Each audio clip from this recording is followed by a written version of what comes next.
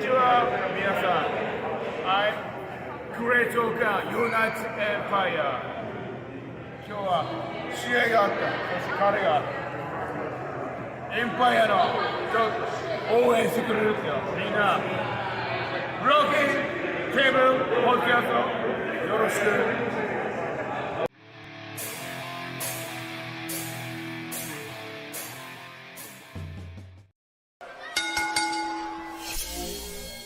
What's going on, guys? Welcome to the Broken Tables podcast. This is your Broken Tables tier list for the AEW roster. I am here with our Broken Tables prediction champion, Rome. How you doing tonight, sir?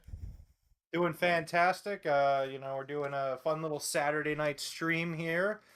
We are joined in the chat by the Broken Tables podcast fan of the week, Big T. How are you doing, Big T? Yes, thank you. What's going on, Big T? But no, I'm doing good. Right on, man. So here we are tonight. Instead of watching, Money in the Bank, which is probably the most predictable thing of all year so far.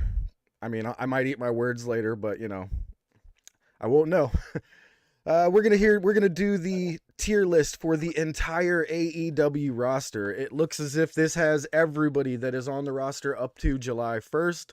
We have managers, we have men's roster and women's roster. I do believe it is fully updated, but if anybody happens to figure out a wrestler or manager that we missed towards the end, please let me know and I will try to get that added at another time. But for now, let's get over there to our other screen here. What's going on, Juan? Yeah, Juan's right, man. WWE's they're having some issues tonight. They're competing against UFC and us. Oh man, rip the WWE. Oh yeah, man. No, I think this was a great idea on my part. For us to do some sort of counter programming, because honestly, look, here's the thing. Fuck the WWE, okay? And throughout the night, I'm going to be on Twitter, so I am going to see things that happen, and, we might briefly touch on it, but we are not watching the show tonight, and we would like to think that everyone that's here tonight is also not watching the show. But so, yeah, like you said, we are going to go through the entire AEW roster, and we're going to be doing a tier list, something that, I'm excited for. I think this is going to be fun. I think there's definitely going to be some discussion here, some debate. At any point tonight, chat, please feel free to give your thoughts. Big T saying he's a huge fan of our counter programming against WWE pay-per-views on account that he genuinely doesn't want to watch unless it's the major four. Well, I mean, this is kind of a test run, but if this works out, I could definitely see us doing this again to kind of counter program these Fed pay-per-views, because as we discussed when we did the I'll let you talk in a second, I'm sorry, as we discussed in the Hell in a Cell stream, love hanging out with you guys, but don't want to watch the Fed. So just can't do it. If we could do some sort of something like this once every month, I think that would be pretty cool. Yeah. So Juan, this is actually the current roster as of July 1st. Yes. So if you look through here, they even have Pac right here. He has his All Atlantic Championship on his shoulder. This is actually impressive. It was made by @Steph, the SLP, whatever that stands for. I'm not too sure. But thank you very much, Steph, for making this tier list here. It looks to be 100% updated to July 1st, and I love it. Okay. So I definitely. What's that? I think I have a guilty pleasure for making tier lists, so I think I'm really going to enjoy this. Oh yeah, me too, man. This might be my first actual tier list I've ever done on stream. I've done them a couple of times in the past, just like by myself, but never as part of a stream or any sort of podcast. So this should be cool.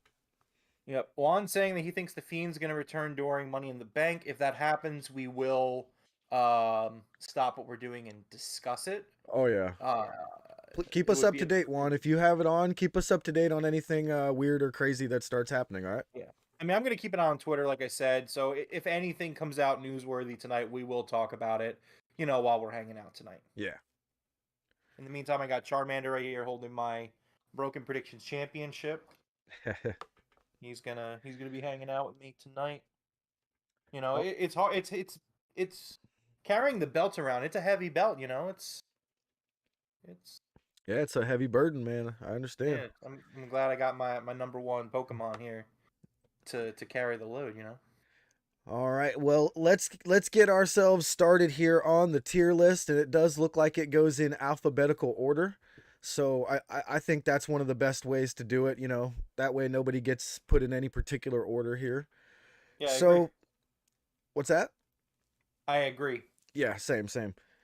All right. So let's get started here with Aaron Solo of the Factory. Where would you So- rank Aaron Solo of the Factory? And So feel free before to we get chime in chat, everybody. Yeah. So before we get into this, when we're tiering these guys, are we tiering them in how we feel about them, or like in like regards to the company? I would say how we feel about them Okay. as a whole. Yeah. Okay. Then I would put Aaron Solo in, like, it's gonna like obviously fill up as we go, but to me he's like a mid C at the moment, low C. Yep, I definitely agree. He is definitely in my meh category. When he shows up, I'm not disappointed or anything, but I'm not excited at the same time. Yeah, I agree. I think that, again, we'll see, like, we're gonna see how these letters fill out, and we might make changes as we go. But yeah, I think it's a good starting point. Is very neutral. Aaron Solo, Yep, a C. completely agree.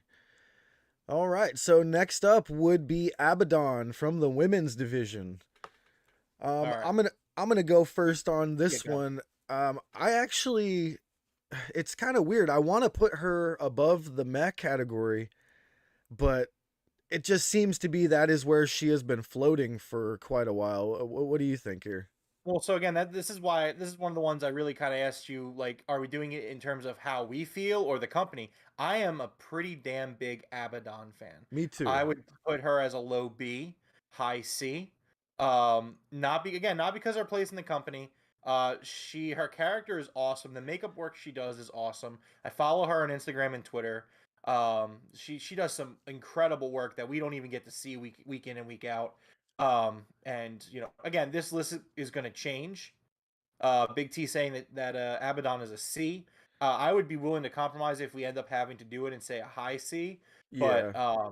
But yeah, I'm big on Abaddon. I would like to see her get back on TV. And I have to say, when she shows up, I actually get excited for the match, which, people in the C category, I have to say that that's not what happens. So I do Right, believe and at the moment she deserves to be in the B for me. right, and I also I remember when she was feuding with Hikaru Shida for the world title, Yeah. and the spot where she like she bit her neck and like she was like bleeding. And Yeah. again, that was a really cool spot. And again, I'm a big fan of Abaddon when she shows up. Same. All right, we'll leave her in the B until if something changes. All right, so next up is Adam Cole, baby.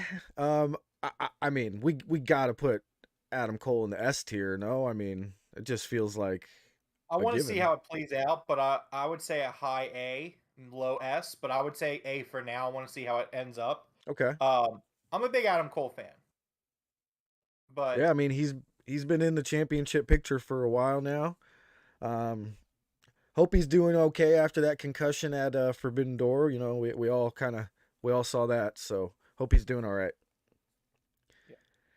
Yeah, I really do think he's probably going to get moved up into the S tier. What we'll do is once that starts filling up, we'll compare him to them, and we'll compare A to S and say who deserves to be in this rank.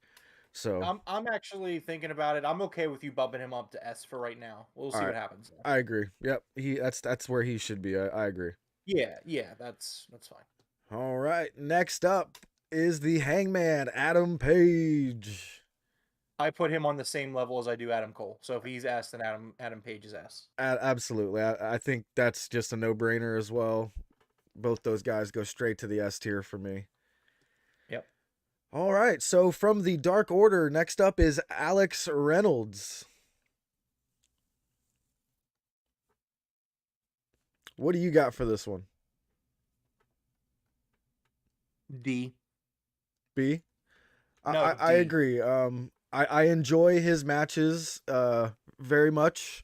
He doesn't have a character for me to get overly excited for. You know what I mean? He's just Alex Reynolds. He doesn't. Hold on. Oh, Hold on. You did not hear me. I said D as in dog. oh, you said D. Yeah, Ooh. Big T also agrees with me. I think that the Dark Order is incredibly stale, and Yeah. Alex Reynolds has always been the absolute weak link of the Dark Order. I like him on BTE, but I mean, other than that, I mean, he hasn't done anything memorable inside AEW. Like every other member of the Dark Order has that thing that makes them unique. And for me, Alex Reynolds doesn't have that. He's Exactly. not bad. Like again, like and this is where the tier list kind of gets kind of murky because I don't think he's awful. I would say he's like Aaron Solo, but like at least Aaron Solo like has a little bit of a vibe to him when he comes out. Yep. I Whereas like 100% agree. yeah, I got this. Not all the Dark Order guys are going to be that low, but for me, Alex Reynolds is always like the odd man out. Like it shocks me that Alex Reynolds is still in AEW, but Stu Grayson and Alan Angels are gone. Like assume that they all expired around the same time. I think that's a miss on Tony Khan's part. But I mean, I guess it comes down to how much they wanted to get paid or were willing to sign for. Yeah. So And I wouldn't go that far, Big T, as saying they're, dog shit, but yeah, without Reynolds or without John Silver in the ring, Reynolds is definitely boring. So yep. I agree with the the D ranking. I think if Reynolds pulled off by himself and turned himself into an Edge like character, I think he could be fantastic because he's a great wrestler. I would have to see it. I haven't seen it, so I would have to see it. Yeah, same, but All right, next up was gonna be Andrade El Idolo. Um, I think Andrade fits perfectly in the A category. What do you think? I agree with you. I think he's A. Uh, I like him a lot. He's really good. Time will tell, but he is he's S like potential, but right now Yes. he's an A. Yep, he could easily reach that S category one day, but at the moment he's just a solid A. Yep. All right. Next up is Angelico. I really enjoy Angelico. He disappeared for quite a while with an injury, I believe. I really like this guy. He feels like he's kind of lost in the shuffle right now. There's nowhere for him to go because his partner from his tag team's not here. But I would say this guy, when he was like healthy and he was doing stuff, he was a solid B. What do you think? I'd go C. I think that he's got a cool entrance and he's a really good technical wrestler. But I mean, he doesn't really do much for me in the character department. Yeah. I would put him below Aaron Solo personally. Okay. You put him below Aaron Solo. All right. Yep. Yep. Yep. Yeah. I actually think he should join the factory or something similar. Possibly. I mean, he's got a. I like his entrance. Kind of the music is chill, and he Yeah. walks out, and he's like kind of vibing. That's cool. But I mean, like outside of that, and like the fact that I know he's a pretty good technical wrestler, not great, but pretty good. C makes sense for me. Yo, he might be a good addition to the Blackpool Combat Club in the future, man. That'd be sweet. I don't think he would fit because of his vibe. Yeah, I guess. Yeah, he is kind of lazy with the entrance and stuff like Yeah, that. he's like Yeah. laid back. He's like, I'm just gonna stretch you out. Yo, him and Orange Cassidy in a tag team.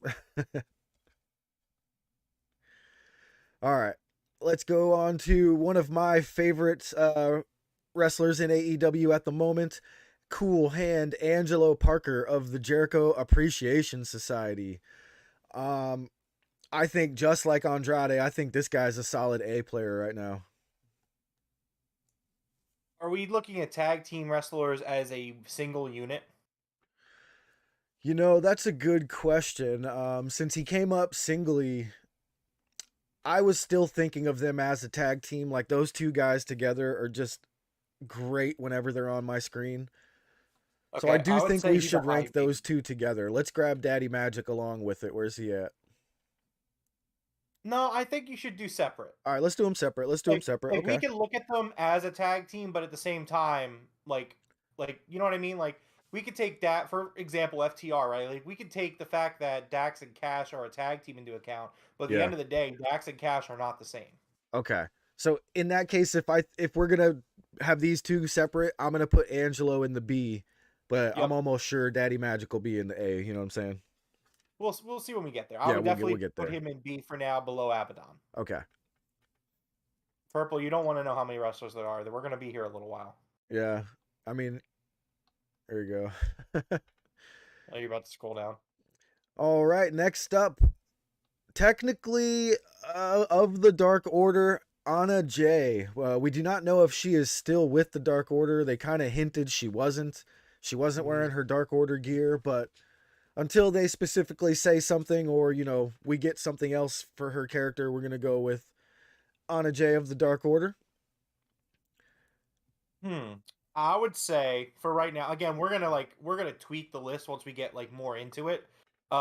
She comes off as a B for me. I really like Anna Jay. Yeah. I would put her above Abaddon in terms of her whole body of work. I thought as the Queen Slayer, she was awesome. But now she's not as awesome as she was. So I would say a B. I'm willing to put her ahead of Abaddon, but I'm also okay if she's below Abaddon.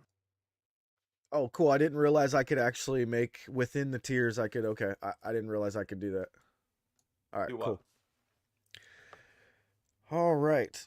Next up, we have Anthony Bowens of the Acclaimed. And I have to say, I think a good 50% of the Acclaim success is from Bowens. I think him and Max Caster share the success equally in this. His raps added to Bowens on the mic as well. These guys are freaking fantastic right now. Completely agree. I'm going a little crazy here. I'm saying A. Oh yeah, I was dropping him in A as you were saying it. So yeah, I agree. I think Bowens, when he gets healthy, gets back in the ring, and Big T. That's a tough one for us though. We're big fans of the Acclaimed here, so we're gonna stretch it. We're gonna drop him in that A category. I really like these guys. Yeah, I'm a big fan of the Acclaimed. Everyone loves the Acclaimed, especially me. I think Anthony Bowens, like you said, he is 50% of the Acclaimed. His closing line after the rap is big. He's a really good in-ring guy. He's really good. I mean, every time when Max Caster was suspended for 3 months, he was out there wrestling every week on Dark, doing well.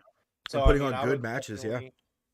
Yeah, so again, we are taking into account the fact that they are a tag team, but on his own merit, even I would say he's a low A. Yeah, for sure. All right. Next up is AQA from the women's division. Now, I've only seen 1 or 2 matches of hers. Yeah. She wasn't that good either. When the times we saw her, she wasn't good. The only thing she does is that, isn't it a shooting star press? Yeah, I mean that's cool, but one move isn't. Yeah, one move does not put you up there. That's a big F for me. Yeah. All right, let's go with Athena in the women's division. One of my favorite female wrestlers of all time here. Well, then you start us off.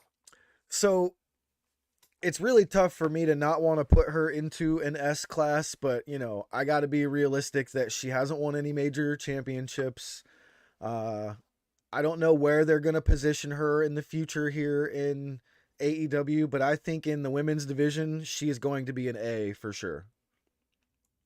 I would say a low A. I think she's really good. I would go low A right now. I agree. We'll definitely rank some more A's above her. All right. Next up is Austin Gunn of the Gun Club. This kid's hilarious, man. I think he's doing just as good a work as the Acclaimed are. I would say high B. High B, yeah. What's up, William? He's saying Abaddon should be used more. I agree, man. Yes. We like Abaddon here. I'm a big fan of Abaddon. She does some great work. Got to use her more. Absolutely. I'm wondering if they're kind of afraid of the whole Halloween type thing. A lot of people say don't use her until it's Halloween time, but I think you actually should risk it. I think you should throw her out there once in a while. Maybe ask her to tone it down just a tad on some of the zombie type, blood that she spits up and stuff like that. But I love Abaddon. I love the character. I love everything about her. Yeah. Just an update. They started Money in the Bank off with the women's. Yes, with the ladder. women's. Let us know who wins that one. If it's not Becky, I will be absolutely shocked. I'm sure Juan will come let us know. Yeah, whatever. Yeah. Well, we were on Austin Gunn. Yeah, he's a B. High Yep. B. So I dropped him in the B category, but I have him at the top of the B category right now. Him agree with and that, him yeah. and Angelo Parker, I got them at the top of the B category. All right. Next up is Billy Gunn, the father of Austin Gunn. I think Billy is doing just as good as his son Austin there. I don't see any reason why he would not be in the B category there with him, huh? Yeah, I'm big on Billy Gunn. I mean, again, we're looking at this guy as a whole, and I mean, he definitely has credit for being a part of DX. I know that's going back far, but Yeah. I'm looking at these guys' body of works as a whole. I would put Billy Gunn at the top of B. Yep. Or like the very bottom of A. Like he's older now, so like if we're looking at AEW only, like high B, but if you want to take everything into account, I would say a low A. But yeah, no, high B works. I think high B is Yeah. good.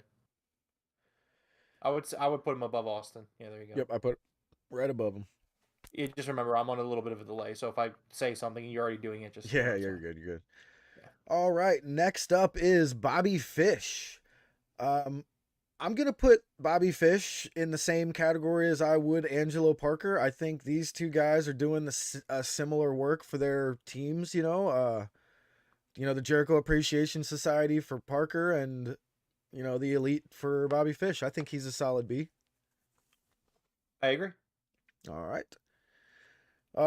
Man, the lovable geek Brandon Cutler is up next. One of my See, this favorite one's geek hard. of all time.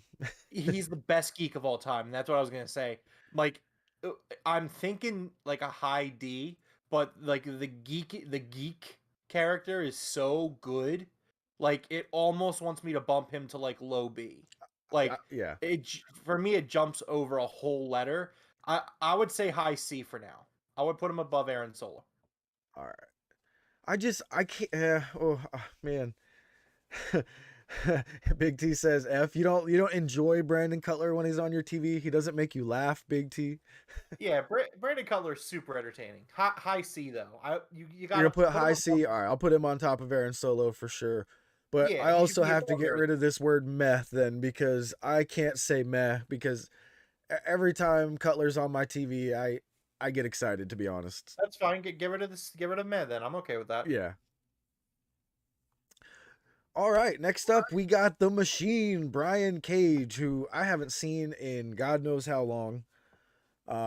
Yes, Purple. Brandon Cutler does wrestle from time to time. Yeah, he wrestles. He's hilarious when he wrestles too. It's great. Oh, Brian Cage. I'm sorry, man, but Yeah, like it's a tough one. Low C, high D. Like Yeah, the dude's super talented, but I just haven't seen it yet. You know what I mean? Like, I'll put him in the low C category for now. I just can't, because I know the guy's talent. I can't put him down in the D. It's just at the moment, what else can you do? You know what I mean? yeah, you could do low C. That's fine. Yeah. All right, so Brian Pillman Jr. of the Varsity Blondes. So Yeah, this is that's a another tough one for me. You go ahead. Yeah, I love this guy's heart. I love this guy's charisma. I love the lineage. Um, I think the problem with Brian Pillman Jr. is the fact that people don't realize this. He got into wrestling really late. Yeah. And he's mentioned that many a times. He got into wrestling. He was like already in college when he started wrestling. So if you take that into account, I think he's pretty good for his experience. I would say, man, see, this is hard for me because there's something about the guy that I find super endearing, and I find myself really rooting for this guy when he's on my TV. Yeah. But I see you putting him at a low D. Yep, that's where I put him, right there with Alex Reynolds. I pretty would much put have the him. same reaction I to would the at two of least them. put him above Reynolds, at least. Put him above Reynolds though. Yeah, I can Yeah, agree he's with ahead that. of Reynolds. I can Like agree with this guy is like on the verge of a C for me. Yeah. Really pull for this guy when he's on my TV though. Like absolutely. Ooh, Big T putting Pillman Jr. in the B category. Oh, you like that Yeah, guy? see, I'm Okay. vibing with that. Like again, like this is where tier list for wrestlers isn't fun because Yeah. it's like, man, like I really love the heart that Brian Pillman Jr. puts out when this guy wrestles. Like you really feel like he's got that connection. You know what I mean? Like you really feel for him. Yeah. And then but he's not super talented like yet in the ring. I think he's more inexperienced than anything else, which again makes me want to bump him to a C. That's kind of hard. Yeah. We'll go over, you know, we'll kind of see if anybody needs to be moved around depending on who they're surrounded by at the end, you know. All right, next up we have Dr. Britt Baker, DMD. Hot take. High B. Oof, high B, huh? Yeah, here's the thing, right? I like it. I like Britt Baker. But the problem with Britt Baker is that she's hot and cold. At no True. point do I ever go like, man, Britt Baker is consistently great. Like, you can disagree with me. Like, that's fine. I know you think very highly of Britt Baker, but the problem is that like I either really love what Britt Baker's doing or I really hate what Britt Baker's doing. And for me, that's not S tier. And that's maybe low A, but like I don't know, man. It's like when Andrade's out there, Andrade's always killing it. You know what I mean? Like Yeah. that's what I'm going off of. Whereas like we've been on the show before, we've just been like, yeah, man, Britt's like last 3 months of her title reign really sucked. You I know, and that's kind of on her. It wasn't the booking. It was kind of just her. But I'm willing to compromise for now and say low A. But and again, this isn't a knock on her. She's great, but you know, I would say high B. Yeah, I'm gonna have to put her in A specifically because, you know, we got Athena up there and Brett is definitely on the level of Athena.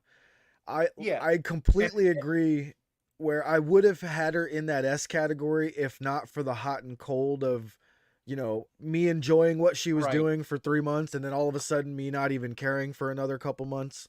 Exactly, and Big T's kind of seeing it too, and that's my argument because here's the thing: when Britt Baker is on fire, if we were to like cut Britt Baker's career in half and tier it, like S, like sometimes the shit she Yeah. does, S, but then like other times it's like, oh man, I would rather see Brandon Cutler. Yep. So that's kind of how I feel about it. That's why I kind of landed in the middle between S and C and put with B. But if you want to do low A, that's acceptable. Got you. All right. Next up, we have Brock Anderson. And I don't know if this is a hot take here, but I'm just going to drop him right here next to AQA in the F category. Really? I don't think he's that bad. He's like right below Brian Pillman Jr. on D. He's All right, not I'm an willing F. to put him in the D category, but my God, this Why do dude. you think he's an F? He's like the character's not really there, but he's just like Arn. He's not much off than Arn. I know, but imagine if Arn didn't exist. Like, who is this guy? He has some solid in-ring matches. I mean, he's still green. He I mean, he does. just has to find himself. He But just again, like he looks like a big baby to me. It's really weird. Like when I look at him, he looks like a 40-year-old baby. It's weird. that is a fair thing to say. I would still say low D. I would not put him completely in F. I think he has some tangibles that I've seen that I could be like, I could see this guy being better than he is. Yeah, I'm okay with dropping him in the D. It's okay. Okay. All right, next up is the winner of the Royal Rampage, Brody King of the House of Black. I am a huge Brody King fan right now. This dude is a monster in the ring. I have not seen a bad match with him involved in it. I'm minimum putting this guy in A. Oh, I don't know. This one's tough. I like him a lot, but is he an A? I think he's Is he on an A right Andrade's now? level for sure. What do you know, Bowen's level, Andrade's level? I would say okay, all right, I'll tell you what. A is good.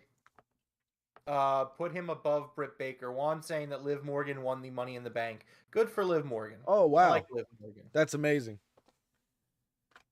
Good for But her. I would say put Brody ahead of Britt, and we'll call it a deal. All right, I'm good on that.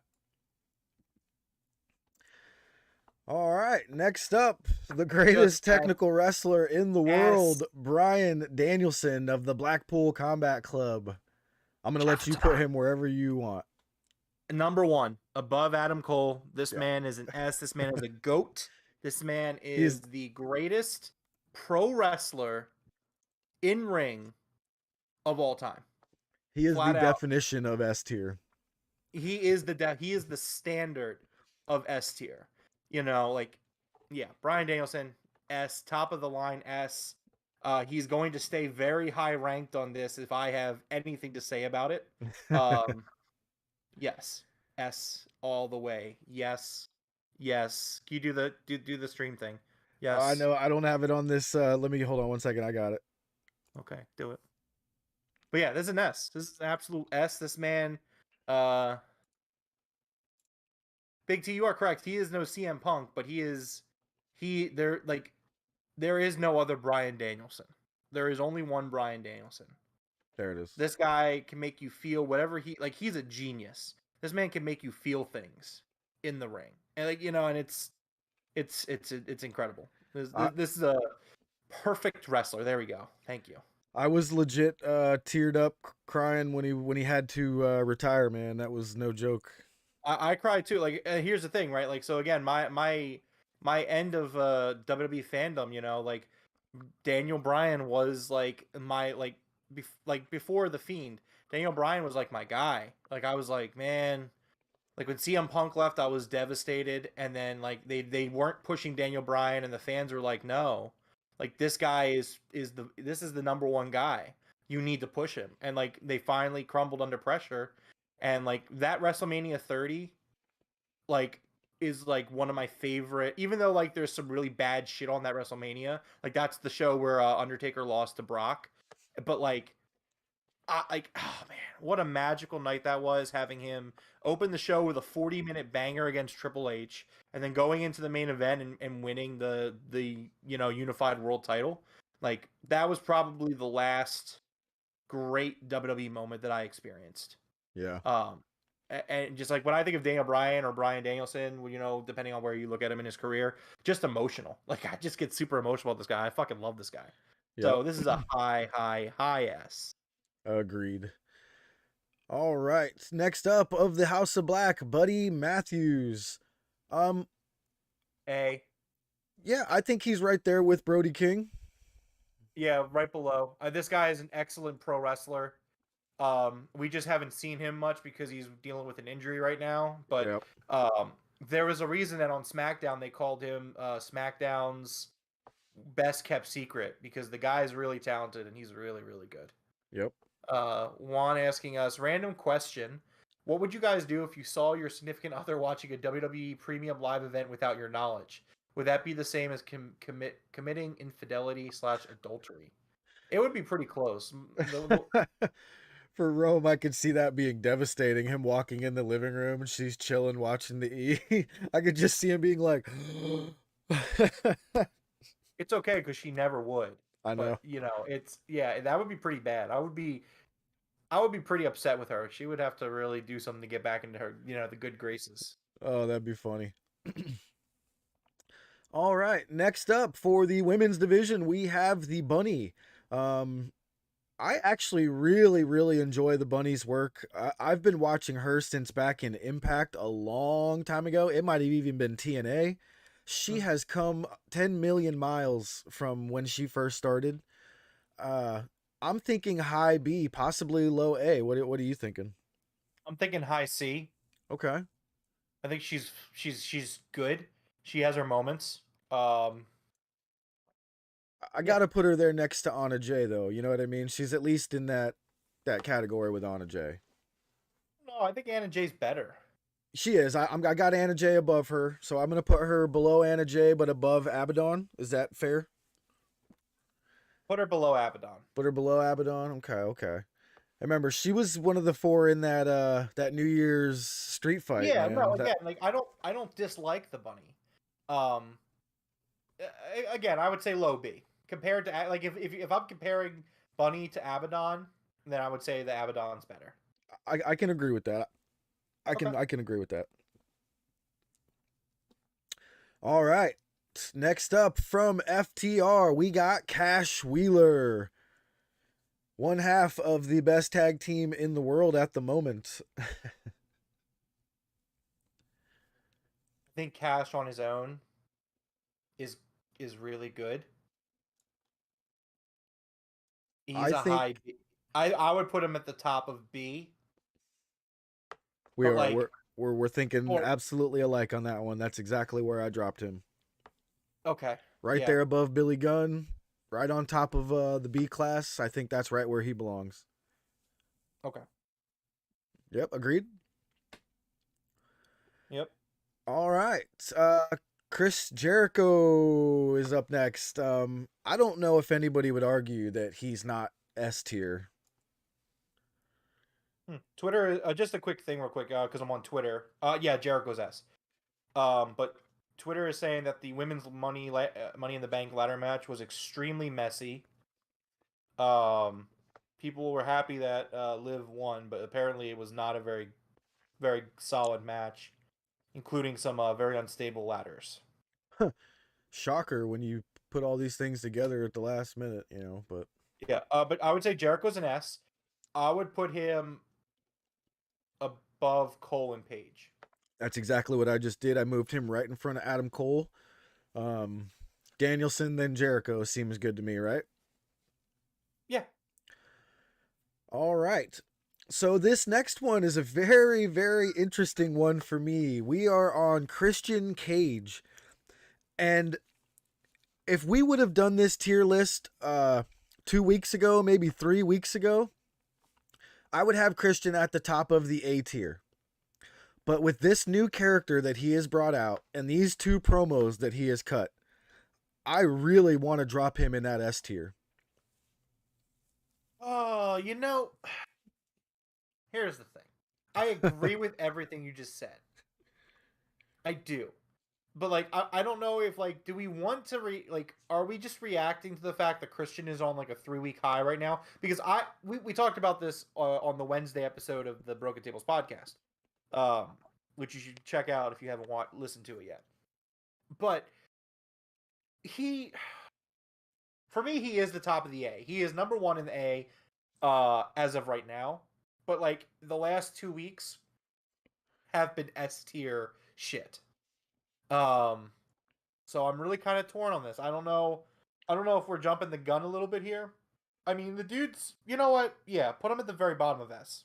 That's what I'm thinking. And we His do body this, of work, the TLC matches, like again, like I've always thought Christian was underrated, and I don't want to do him a disservice here. So I would say, yeah, put Christian Cage at the bottom of S. Yeah. Right after Adam Page. And I think he fits there perfectly with an asterisk saying that right now what he is doing is S tier.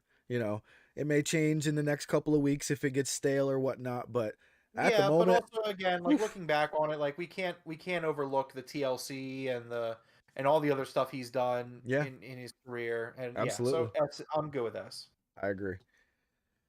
All right, next up, Christopher Daniels. That's an interesting one for me. He's one of those guys that's gotten to the point in his career where I'm okay with not seeing him wrestle anymore. Yeah.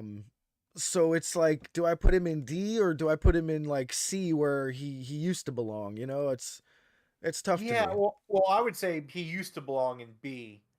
Okay, I can agree with that as well. I would say put him in C for now. Okay. Because again, this tier list is how we feel about them right now, but also looking back. True. And I would put him at the top of C. Okay. Put him at the top of C. Okay, that's fair. That's fair. We'll put him at the top of the C. Christopher Daniels is kick ass. Like, oh yeah, he was great. And, like, I didn't watch TNA much back in the day, but I always enjoyed his stuff. Yeah, and the SCU team. Yeah, I really enjoyed SCU.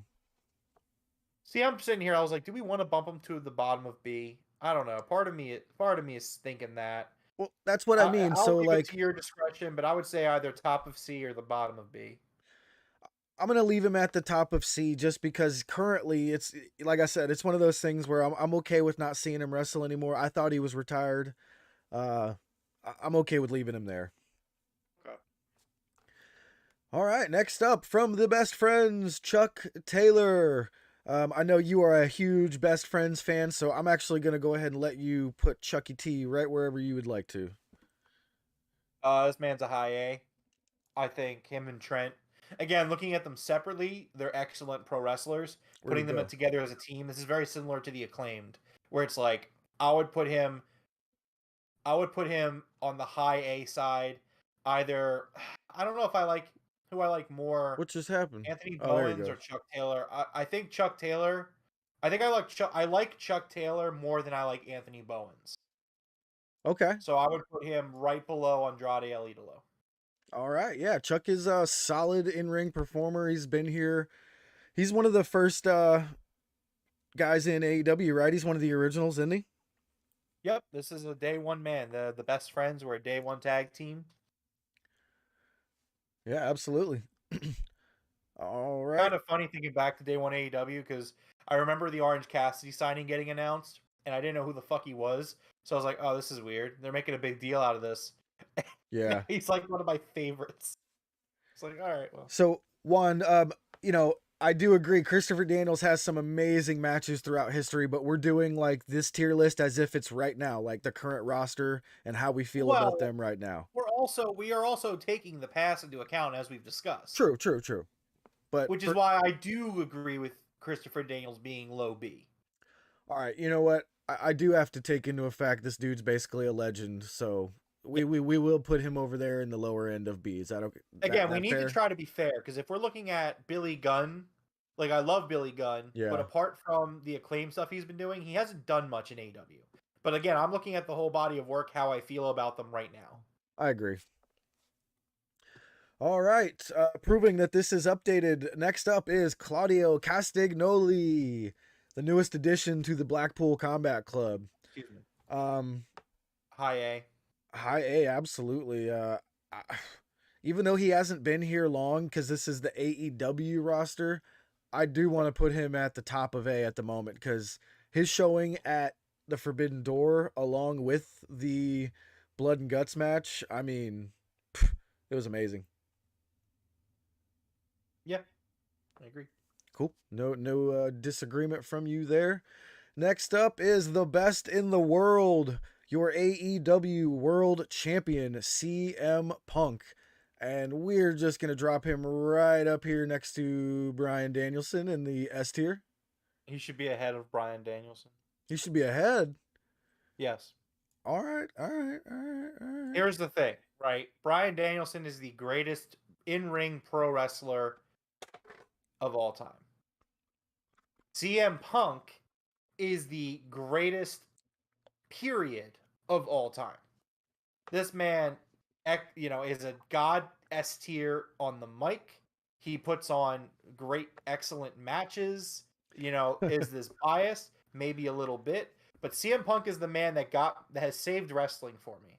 Because in 2011, when I was getting burned out on the Fed originally, CM Punk brought me back.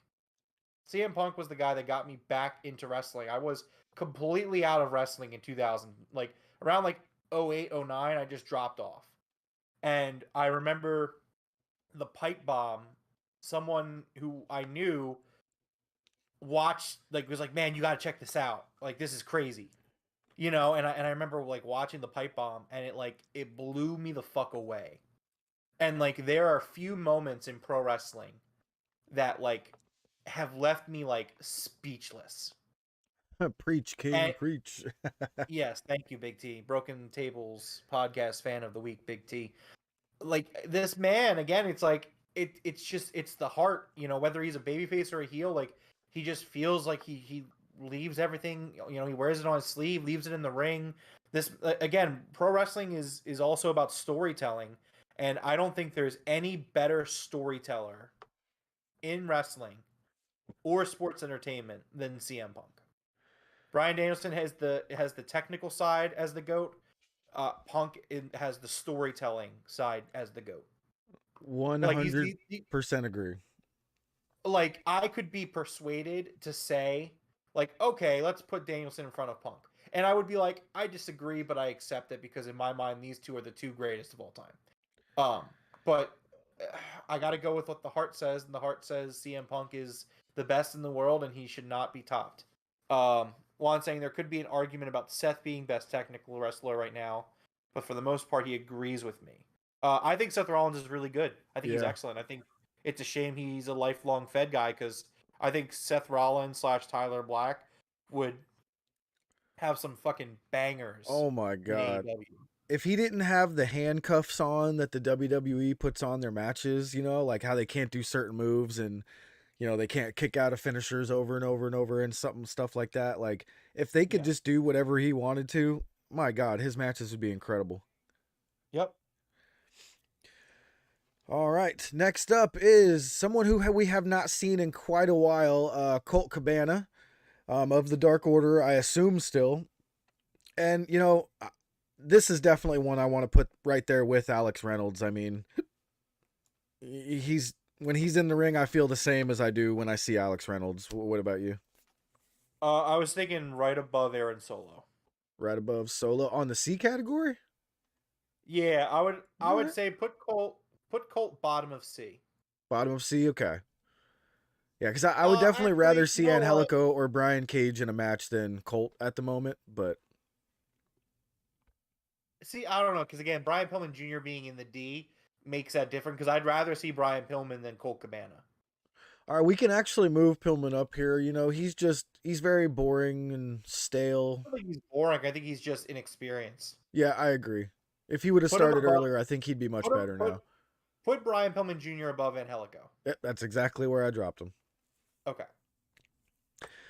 All right, next up is the other Gunn brother, the Colton Gunn. I enjoy Colton, not as much as I do Austin. Austin makes all the noises and takes the funny bumps and things like that. Colton is decent as well, but I do think his brother and his dad are just a bit better than he is. What do you think? I'm going to drop him down here right below Bobby Fish.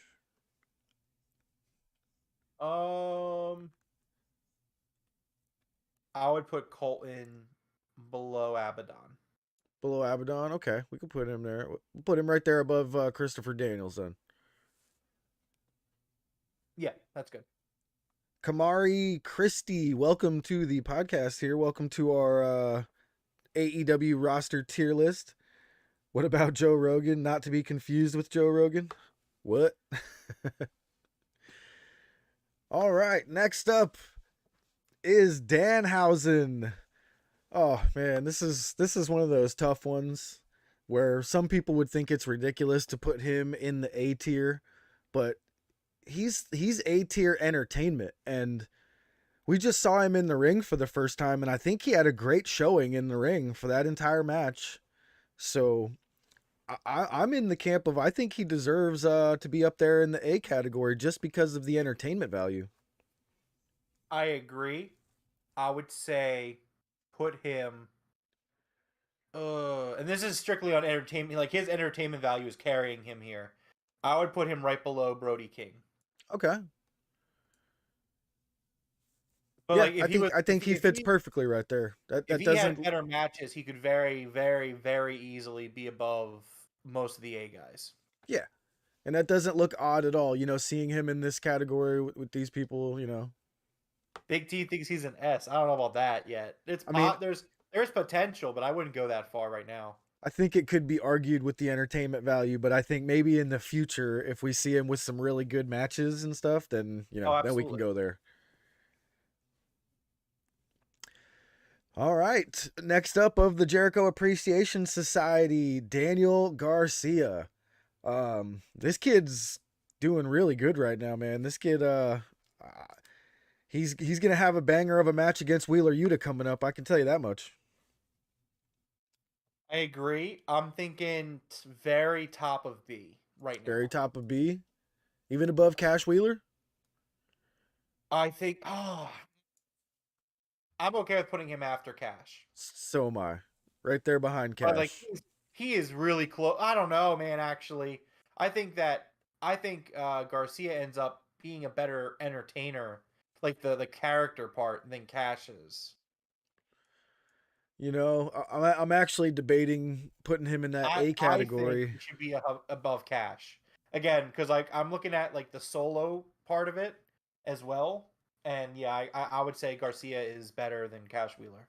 Uh, Am I crazy here Yeah. where I'm seeing Buddy Matthews up here in the A category and I really feel like Garcia and Matthews should be swapped out here? You want to switch Buddy Matthews and Daniel Garcia? Yeah. I don't know if I agree with. Or at least put Garcia there next to him. Okay, so bump. I'll tell you this. We'll compromise. Bump Buddy Matthews down to the top of B, but Okay. Britt Baker goes with him Ooh. because I still like Buddy. I would rather see Buddy Matthews than Britt Baker. I think we do this. I think we keep Buddy there in A No, and then Garcia and then we leave Britt at the end of the no, I A. don't think Daniel Garcia is an A right now. No? He All has right. the potential. He has the potential. Like I'm All right. not there yet for Let's do Daniel top of Garcia. B. Let's do top of B. It's okay. Okay, do top of B. But I'm All okay if you move Buddy Matthews and Britt down to B as well. right. I can't do that to Britt. I can't do that to her. Just a small little news tidbit, not really, but you know it's worth mentioning. Adam Cole tweeted out 7 minutes ago. Thank you so much for all the love, support, and kindness. It means the world. So it sounds like he's doing a little bit better than he was, which is good to Nice, hear. nice. All right, next up of top flights, we got Dante Martin. Um, I'm a little bit of a hater on Dante Martin, so I'm gonna try to be very open minded on this one. I think he belongs somewhere in the B category. What about you? I would agree. I think his in-ring work definitely carries him. I would put him at the very bottom of B I agree. because What again, happened the there? man's got no character. There's just nothing there. Somehow I just grabbed Angelo Parker for some reason. Let me move this back. He was there. There we go. Apparently, Nick Khan is currently sitting front row at Money in the Bank. Nick Khan. Yeah, he does that at all the pay-per-views. He sits there and watches. All right, next up is Darby Allin. This is a tough one here. What are you thinking on Darby? Very bottom of the S tier. I'm perfectly in agreement with that. I think Darby Allin, like again, he's one of these guys that you just really resonate with, and you can, you feel for the guy. He's super Yeah. likable. Love his presentation. Love his promo. Love the vignettes that he shoots. Yeah, I think he's very bottom of S, but S. I agree. All right, next up would be the brother of Dante Martin, Darius, who is fairly injured quite often here. I haven't seen enough of this guy to really even rate him, but I guess if we have to, I guess I would throw him down at the bottom of C because I enjoyed what I did see of him.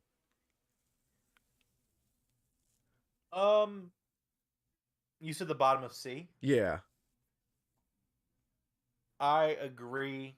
I have not seen enough of him due to his injuries to really have an opinion about him. That's kind of how I feel. So I think we're going to put him in C Why only is- because of the fact that we haven't seen enough from him. I would really enjoy to see more of him when he's healthy and possibly put him up there with his brother in B. Jeff, did you realize that you moved AQA to C at some point? What? She's in the middle of C Yeah, tier. there we go. Good catch. I need a new mouse. I have a feeling my mouse is going out on me here. Okay. So Kamari, I don't believe Khan and Toa Leona are on here. I do believe it's only people that are signed specifically. Well, I guess I can't really say that, but there are a few Ring of Honor guys that are not here. I don't see Khan or that other guy. That is a pretty, that is a little bit of an oversight possibly, but I think everyone else has an AEW contract as well that I see here. So, but good catch, Yeah. good catch. All right, next up is the other half of the greatest tag team in the world at the moment, Dax Harwood of FTR. Dax, And go ahead. this one's hard. I think with the year that they're having and the year that Dax is having, I want to say very bottom of S tier, but something about that doesn't sit right with me. Like I'm thinking top of A, like very, very top of A. So But I'm I with you with what you first said. He goes down on the S tier, but I have him above Darby Allin because Darby Allin loses every match. he I doesn't have lose every Dax match. possibly winning Wrestler of the Year this year if he continues on this run. I'll give you S, but he should not be ahead of Darby Allin. No? All right, I'll be willing to put him behind Darby, but man, he is definitely, I do believe he belongs in this S tier. He's had 3 of my favorite matches of the year. Like, he definitely belongs up there with them. That match with him and CM Punk is one of the classics of AEW. Yeah. Yeah, Again, he I definitely love that belongs there. Carwood, and I agree with what you're saying, so I'm okay with the S tier. But I don't know if I would put him ahead of Darby Allin in terms of a complete package. Yeah, Big T. In the future, there is a few more lists that were made here, and they did do like a tag team tier list. So I'm not opposed to doing those other lists, kind of in their own categories. So that's actually a good point. Yeah, we could do those in the future. Yeah. All right. Next up, we have Dustin Rhodes. Just an update on the pay-per-view. Bobby Lashley regained the United States title by beating Theory. Wow. All right. I guess my whole That booking, predictable thing is out the window because a lot of that was that not what I would booking have makes anticipated. absolutely no sense. That makes no sense based off what I know. But I will say this: apparently, they're not doing the John Cena Austin Theory match at SummerSlam. I don't know if you heard this. They called that match off, and they're trying to save Cena for WrestleMania now. So they're gonna have SummerSlam this year without Cody, without what's his name? Isn't Roman off that show too? Yeah, I Or believe no, he so. is. No, he's on that show with Brock. Good thing they don't have to sell pay per Oh, views without anymore. Orton. No, it's without Orton. So they're doing SummerSlam. No Cody, no Randy Orton, and no John Cena. It's like, ugh. All right, well, I don't care. It's only a matter of time before they call it hosted by John Cena. SummerSlam hosted by John Cena. Yeah. All right, so next up is the natural Dustin Rhodes, and I think this guy is a solid B. I think he's just that's right where he belongs. Huh? What do you think? Completely disagree with you. I think Dustin Rhodes, this man, put some respect on his goddamn name. This man is a middle of the A tier, like probably right below Andrade or Chuck Taylor. Like this is an upper A. Like he may not be a huge name anymore, but like this man's impact in terms of his whole career, in terms of like the match that sold AEW to people is Cody Rhodes versus Dustin Rhodes at the first AEW show.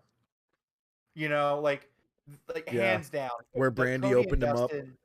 Cody and Dustin is probably one of the greatest matches I've ever seen in my entire life. I don't like Cody Rhodes anymore, but I mean I can't sit here and tell you that match, like that's the moment where I'm like I'm all fucking in on All Elite Wrestling. And I think that even behind the scenes, the work that Dustin's doing with the women's roster, like a lot of the women look up to Dustin because along with Bryan Danielson and Dustin, like they are shaping this women's division for the better. So yes, put some respect on the man's goddamn name. Dustin Rhodes, high A. Yeah, I think it's perfectly acceptable to put him in the A category. Now that I look at the company he's got there, perfectly acceptable. Yeah.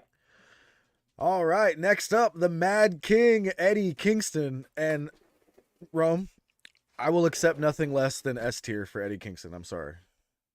I agree. I would put him above Darby Allin. Yes. Thank you. I'm glad we did not have to argue about this. Why do you think we would argue about it? I know. No argument needed. I love it.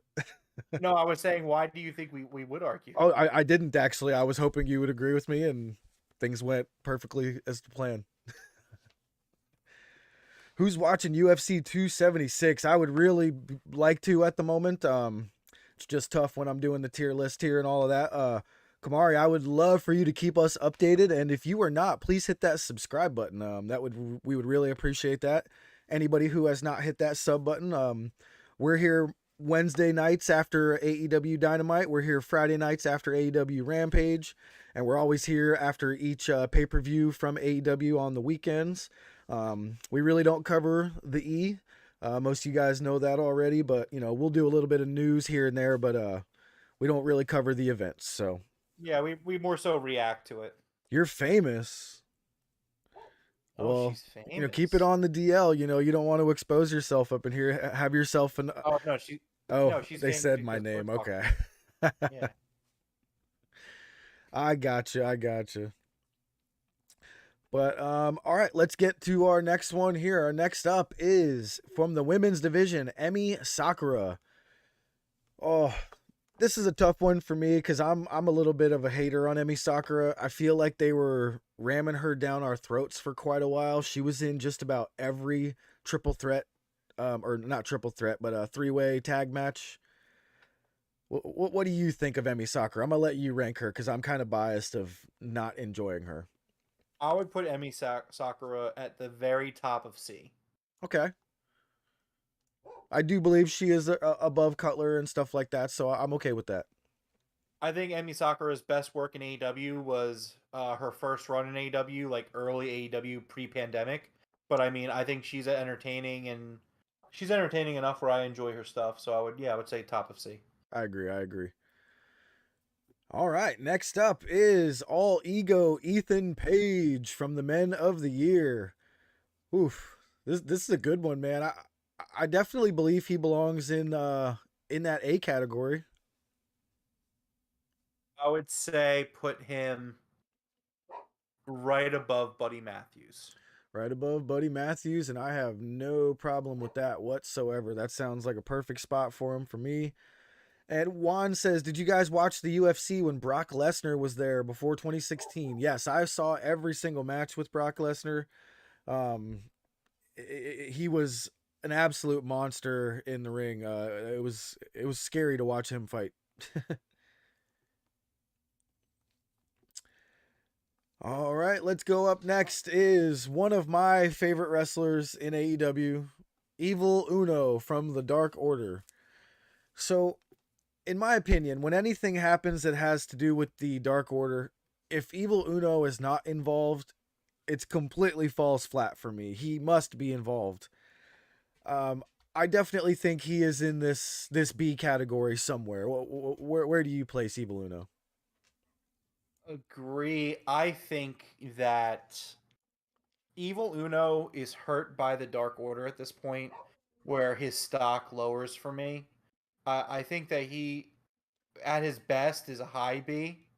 I think right now, looking at this B list we have here, I would put him right above, right above Austin Gunn. Okay, I put him above Billy, but I was one off, so I like that. I can leave Billy above him. Yeah, I think that when he was at his best, when the Dark Order was really going on all cylinders, he was definitely almost like a low A for me, but he's definitely not an A at this point. Yeah, I can agree with that. All right. Next up, we have Frankie Kazarian, who doesn't really have he's not with anybody right now. I guess I wanted to say like with somebody, but no, he's all by himself. He was kind of hanging out with Sammy Guevara and Ty Conti, even though it was kind of against his will. I'm not too sure where to put Frankie. Where would you put Frankie? All right. First of all, I'm gonna say thank you, Kamari. Really appreciate that. Hopefully, you're sticking around. Yes, thank you. Moving forward. Please like and subscribe. We're gonna do more tier lists like this in the future. So if you enjoy this content, I'm having a blast right now. So, Frankie Kazarian. I'm gonna say there's something about Frankie Kazarian that I find really likable. I think he should be. He should be ahead of Austin Gunn. I can agree with that as well. Yep, Really I like good that. though. And again, this is kind of like this is not easy because being in the B is not a bad thing. These are all absolutely very not. solid, good wrestlers. Like this is AEW is a stacked roster. If you're in the B tier, you're one of the guys that I want to see in the middle of Dynamite when I'm there live. You know, I want to see all these people. You know, so yeah. Yeah, B tier for me is like I want to see this guy at least once a week on TV, whether it be Dynamite or Rampage. Yep, absolutely. All right, next up is Fuego del Sol. This is a tough one for me because I love Fuego, but at the same time, I don't. Like, I would say put him right above Dante Martin. Okay, you put him in the B category above Dante? He's got that underdog spirit that you just really want to pull for. He just comes off as like really likable.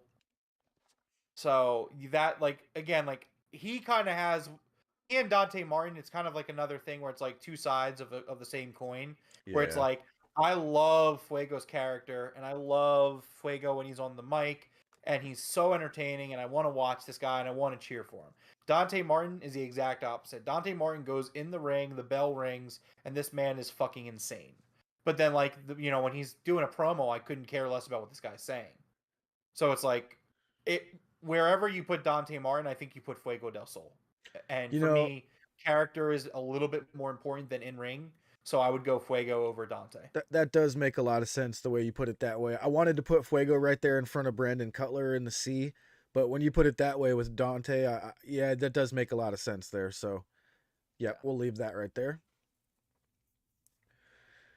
All right, next up of the Varsity Blondes, Griff Garrison. Who the fuck is Griff Garrison? For real. No, it's a BTE joke. It's it's like an old school BTE joke. So I don't know if you remember this. So what happened was this is when Brody was still alive. The Dark Order was trying to get Jungle Boy because Alex Reynolds and John Silver used to be recruiters, and they were like every week on BT they would try to recruit someone new to join the Dark Order, and it never worked. And then they were like, we're gonna get Jungle Boy to join the Dark Order, and so like Brody Lee's like, all right, do that. So then they kidnap Jungle Boy, right? They like we have Jungle Boy, we kidnapped him, we tied him up, and they take the bag off his head, and it's fucking Griff Garrison, and Brody Lee's like, that's not Jungle Boy, that's Griff Garrison, and they're like, who the fuck is Griff Garrison? Like, yeah. oh man, good times. I loved those. I still say that just about every time I see him. I'm like, who the fuck is this guy? I would put Griff at a high D. I would put him above Reynolds. What you said, a high D? High D. I would put him. Yeah, I agree. He'll be at the top of that D tier at the moment. Juan saying Dante Martin sort of reminds him of RVD. Both are good in the ring, but RVD could never cut a promo. I don't think RVD was a very good promo, but at least the guy had some character to him. You know what I mean? Like he was like, "Hey man, I'm just chilling out, dude." Yeah. Whereas like Dante Martin's like he's trying to sell me that he's this tough guy, and I just don't buy it. Agreed. Big T saying just for the spirit of the gimmick, put him in F. Yeah. I'm kind of vibing with that, but at the I same am time, too, actually. Oh, that's good. Yeah, I agree with that, actually. He's actually not that bad though. No. One thing I want to say about Griff is that hair, dude. Like, I really want to see him do something different with his hair. Like, go John Cena or something with this guy, because he doesn't look right with that hair. It looks like he's wearing a wig to me. It really does.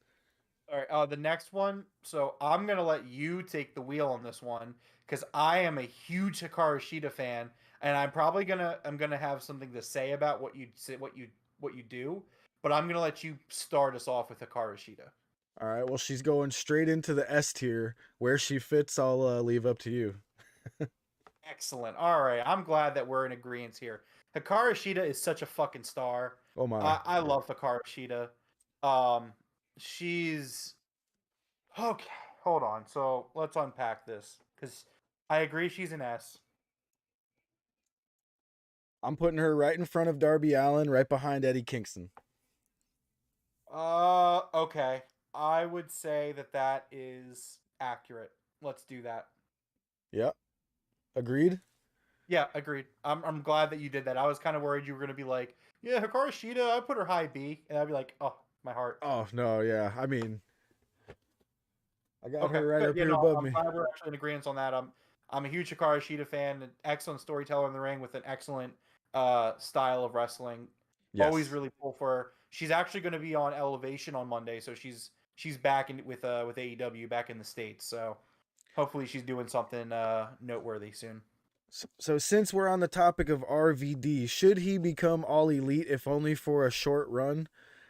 I wouldn't mind seeing him do like a one-off match where somebody did like an open challenge and he showed up out of nowhere. But he's one of those guys that's getting up there in age, and I'm not sure how much he's got left in the tank. Yeah, I agree with you on that. I think it really depends on how can he still go. That's the question. Yeah. Um, I like Rob Van Dam, I really do. And if Rob Van Dam can go, absolutely, I would sign him to AEW, and have him kind of be like a middle of the pack kind of guy with the young guys. You know what I mean? Um, but yeah. Yeah. And yeah, Kamari, we are asking everyone. We're asking everyone's opinion. Feel Yep. free, give your opinions, give your takes. We love discussion here. All right. Next up, the handsome devil himself from Team Taz, Hook. Um, this one's tough for me because this It's dude. too early to put this guy in S. It is. Exactly. It's a high A. This is He's got to go I would right there say next to Danhausen, doesn't he? I would put him ahead of Brody. I'd put him ahead of Athena.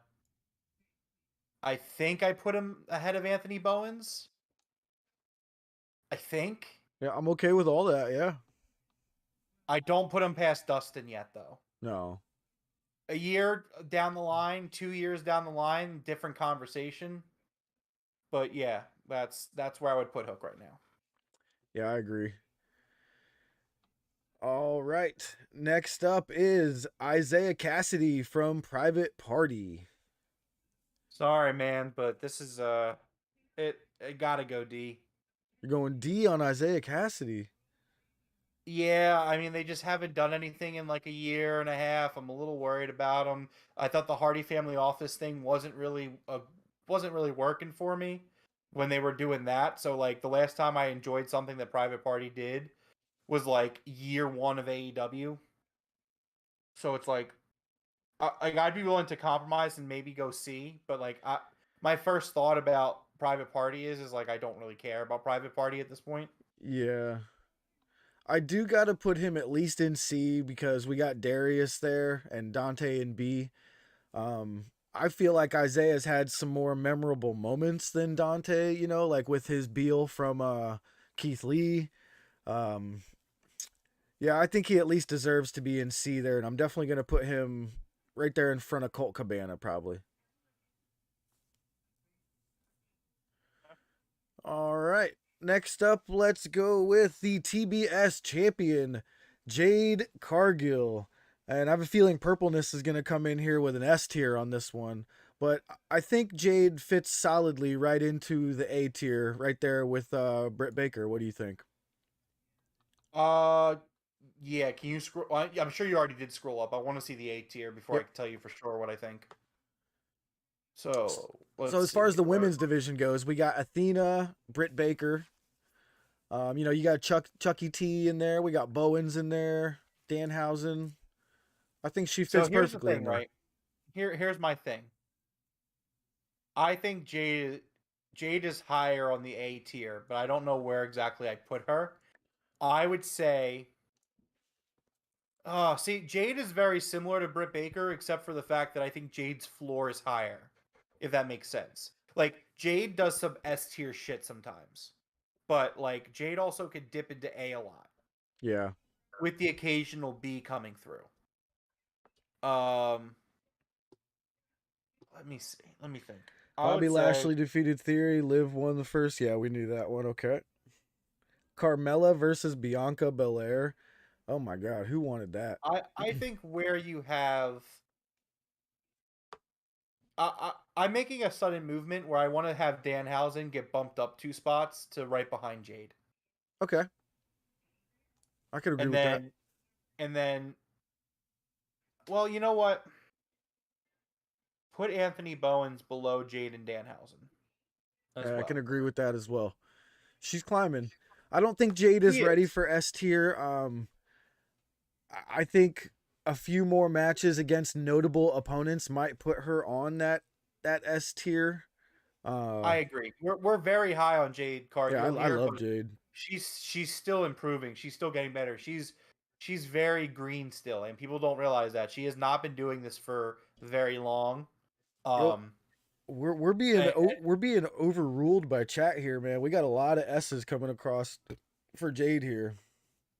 Yeah, I see that, and I understand. The problem is, I also say that, like, it's a very Jade is very similar to Hook.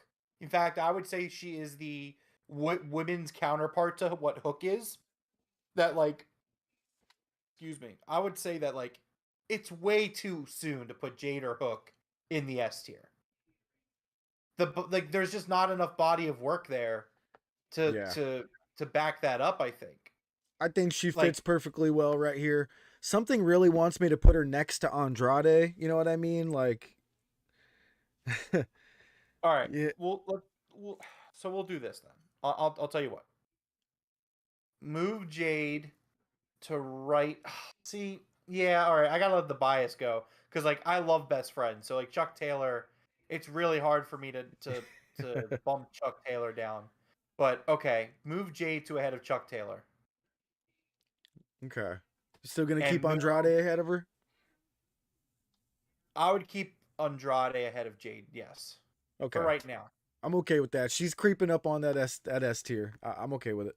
Yeah, Jade is excellent. It's not bad. It's just it's kind of like, you know how, like, in life when you, like, you have credit scores, and like I'm a little bit on the younger side, so this was more relevant to me. But, like, how your credit score is negatively impacted by your credit history, and you're so young that you don't Oh, have credit history. It's like that. You know what I mean? It's like my credit score is really good. I mean, I'm getting a little bit older now, so it's starting to change. But, like, 5 years ago, when I was, like, in my early 20s, it was like it sucked because it was like I had such great credit on every other thing, but I had no credit history. So everyone's like, I don't know about that. yeah, But Big T. it's like that. I think this is exactly where she belongs right now. And as soon as she drops this title and goes on a run for the AEW Women's title, I think that's when Jade hits the S tier. I do. I think this is perfect. Maduga in the chat, which, hello Maduga, I don't think I don't think Muja. you've commented yet today. Yeah, Welcome to that's the the first stream I've if you seen. just got here. But I agree with Maduga. Jade isn't even in her prime yet. She will be huge in the future. I agree. I think that she's going to be an S tier. This is a current list. This is not a few looking forward list. This is July 1st, or July 2nd, excuse me. July 2nd, 2022. How do we feel? I would say Jade is a high A. Yep, I think that's right where she belongs. Right there. Like, look at these three. We got Claudio, Andrade, and Jade. That's perfect company for her to be in at the moment. I agree. Yeah, I agree with Big T. This is a lot of fun.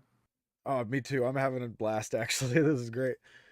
All right. Next up is Jake Hager from the Jericho Appreciation Society. And to be honest, this is the one guy from AEW for quite a while now that I'm very meh on him. He could be here or be not, and sometimes I don't even notice him there. I think he's kind of the epitome of the C class to me. I agree. I would say put Jake Hager at the top of C. Yeah. Yep. He's basically my male Emi Sakura. Yeah, that makes sense. Yeah. Yeah, I agree with that. All right, next up from the women's division, Jamie Hayter. Oh man, I love me some Jamie Hayter. I'm also really big on Jamie Hayter. I think I would put Jamie Hayter at the very bottom of A. Yep, I was gonna put her right there behind Britt Baker. I think her and Britt Baker together are a great, great on-screen presence, and I think they're just as good as one another. I think Jamie's got a really nice future ahead of her coming up. All right, next up is Jay Lethal. Where do you put Jay Lethal? I'm thinking B. Yeah, putting him right there next to Fuego and Dante, huh? I'd put him ahead of Fuego. Yep, putting him right ahead of Fuego, right behind Christopher Daniels. maybe put like I think an argument could be made to put him a little bit higher. Maybe higher than the Bunny. Yeah, I was about to say maybe right there behind Bobby Fish. I like Anna Jay and Abaddon more than him. Yeah, me too. We'll put him Well, at so put him ahead of Bunny. Yeah, there we go. And I would also like to make a notion. Can we bump Christopher Daniels up to also ahead of the Bunny, behind Jay Lethal? I can agree with that. All right, next up, I kind of just want to skip, but I think, due to recent events, we may just throw Mr. Jeff Hardy down into the D category, even though he does deserve to be higher, but at the moment, I just don't know, Put him at the bottom of F for right now. Yep, we'll just leave him there. All right, next up is from the Dark Order, John Silver, one of the most entertaining men from the Dark Order. Hot take. Bottom of B. Bottom of B. Yeah, I think he deserves to be in B there with Evil Uno. Him and Uno I wouldn't put him as high up as Evil Uno. I would put him. All right, I'll say this. Let's put John Silver right ahead of Jay Lethal. That's exactly where I just dropped him. That's nice. Okay. That match that Jamie had with Tony Storm was so good. Yes, it was. That was one of my favorite matches in a while. Something, it would be so much different. This list would be so different. Oh, I know. All right.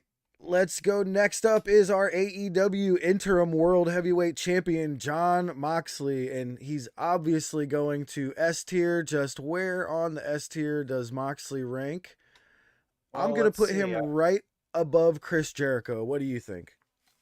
I want to see the S tier. I'm waiting for the stream to up. Yep, we got there. CM Punk, Bryan Danielson, and then Jericho, Adam Cole, Adam Page.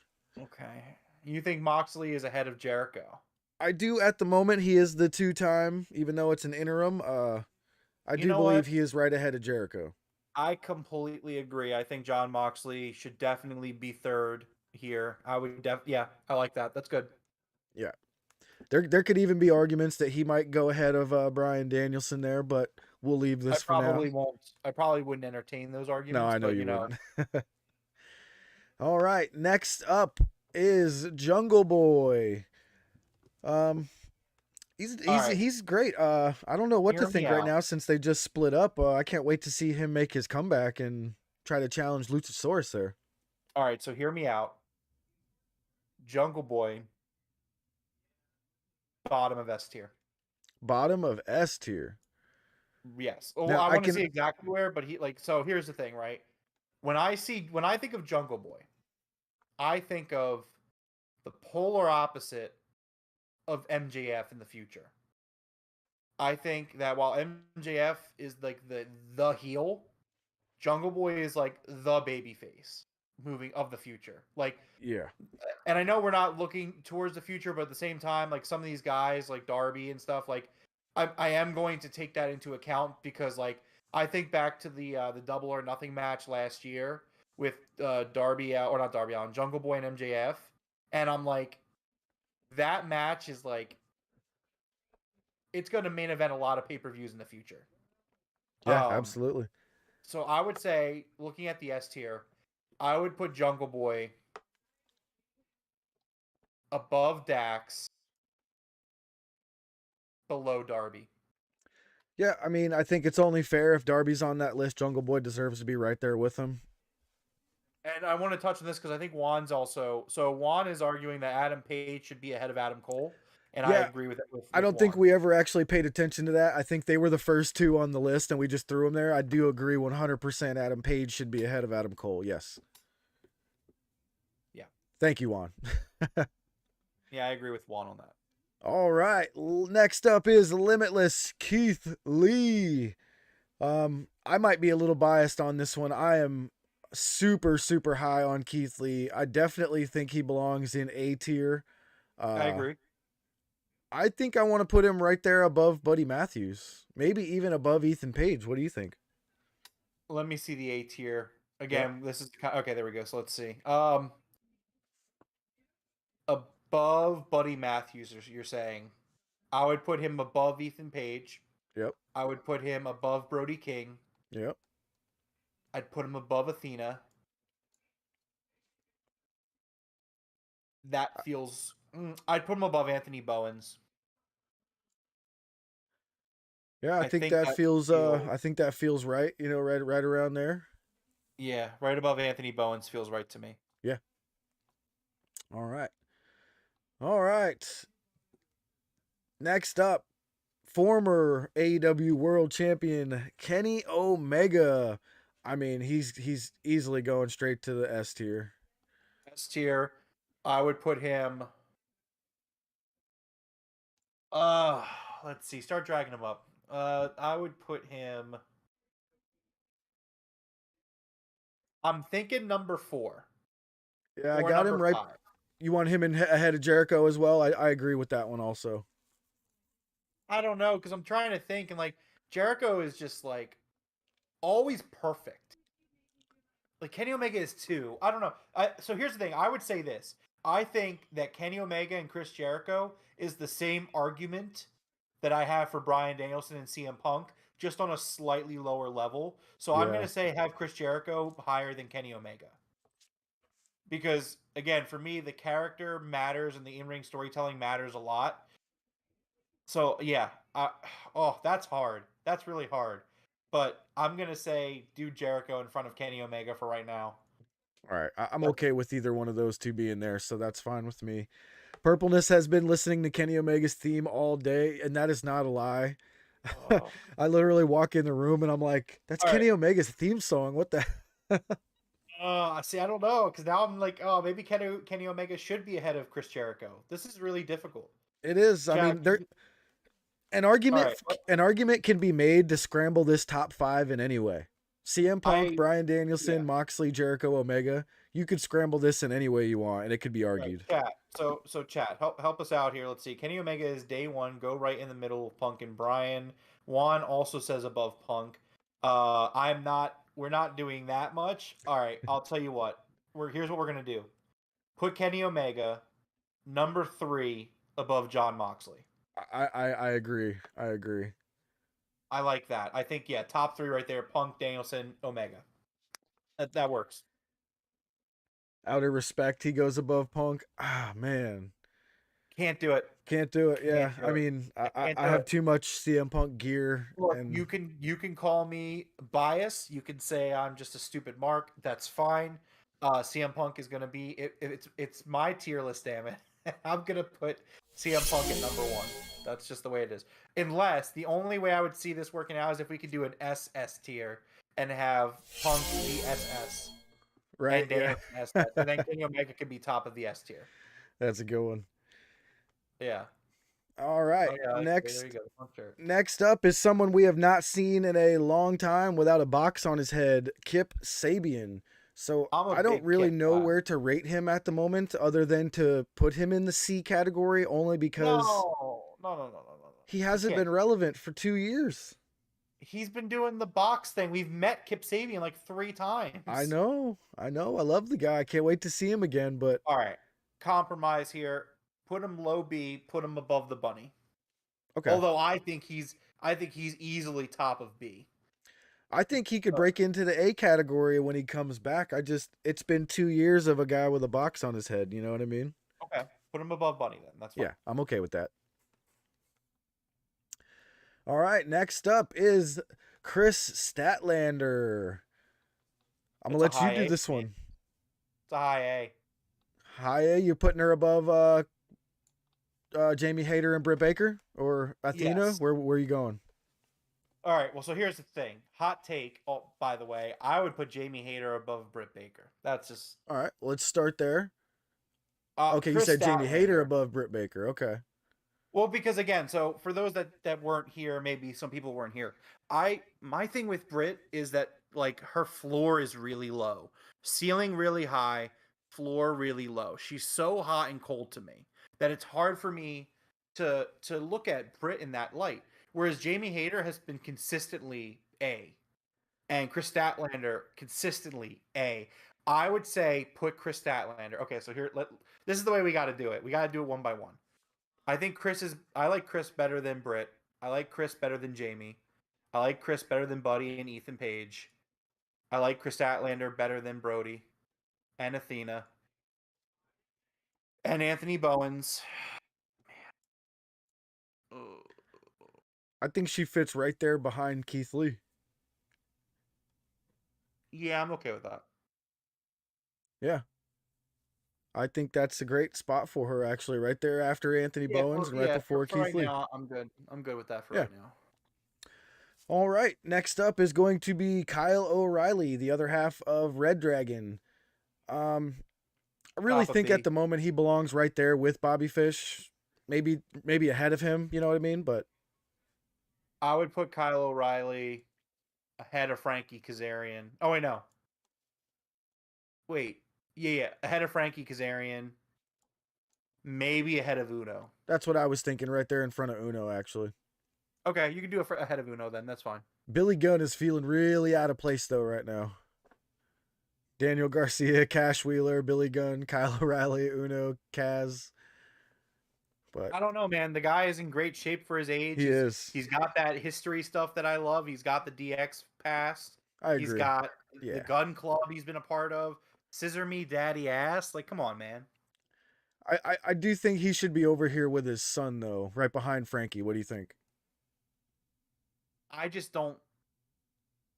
Today, I don't put Evil Uno ahead of Billy Gunn. Okay, I got you. And I don't put maybe Kyle O'Reilly. Like, if you want to swap O'Reilly and Billy Gunn, I'll give you that.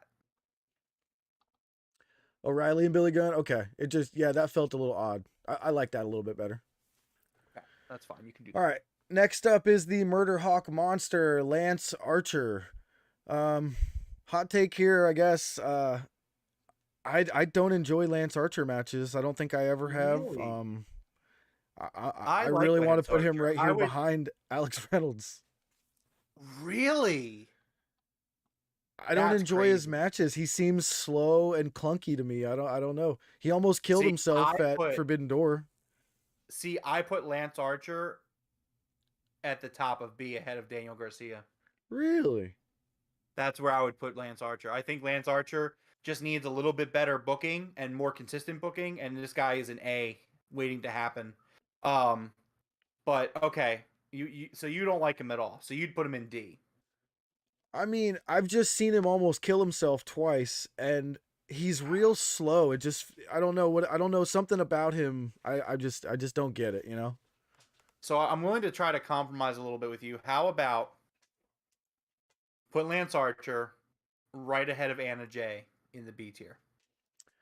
I'm okay with that. Like, I can see how people would enjoy him, you know, and he's a big guy. Yeah, I can see it. It's okay. Okay.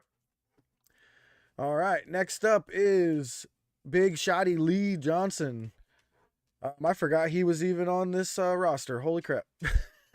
I would put Lee Johnson at the bottom of C. Yeah, right there with Darius. I'm okay with that. I'd put him ahead of Darius, actually. And I'd put him above... No, I wouldn't put him above Colt. I'd put him above Darius. Yeah, that's fine. All right, next up is Lee Moriarty. I actually really, really enjoy Lee Moriarty. So, minimum, I think Lee Moriarty goes below Colton Gunn, right above Fuego. I like that. Yeah? Yeah, I like that. Okay. Try to bang through some of this mid-card here. Next up, the librarian, Leva Bates. I haven't seen her in a while, but I used to love Leva Bates. Something about her, just really liked her. I like Leva as a character, but it doesn't go much beyond that. She does a lot of backstage stuff for AEW. Yeah. Gonna have to put her at the bottom of D. The bottom of D? Kind of have to. Yeah, she's still lovable. We still love you, Leva, but, you know, at the moment. Yeah. Like, if you want to put her above of Reynolds, but then again, Reynolds has made me laugh before, at least. True. Yeah, we'll leave him there. It's no biggie. Leva Bates has All right. So next up, legit Layla Hirsch. This might be another hot take on my part. I never enjoyed Layla Hirsch matches. I would be perfectly fine for her to be right there with Emi Sakura, but I have a feeling you probably like her a little more than that. You probably want her somewhere else. What do you think? I'd put her after Brian Pillman, actually, in C. Okay, yeah. I'm actually Yeah, right I there with thought her that. heel That's work when she turned heel was decent. Unfortunately, got kind of cut short. But no, I've never actually been a super big fan of her. okay.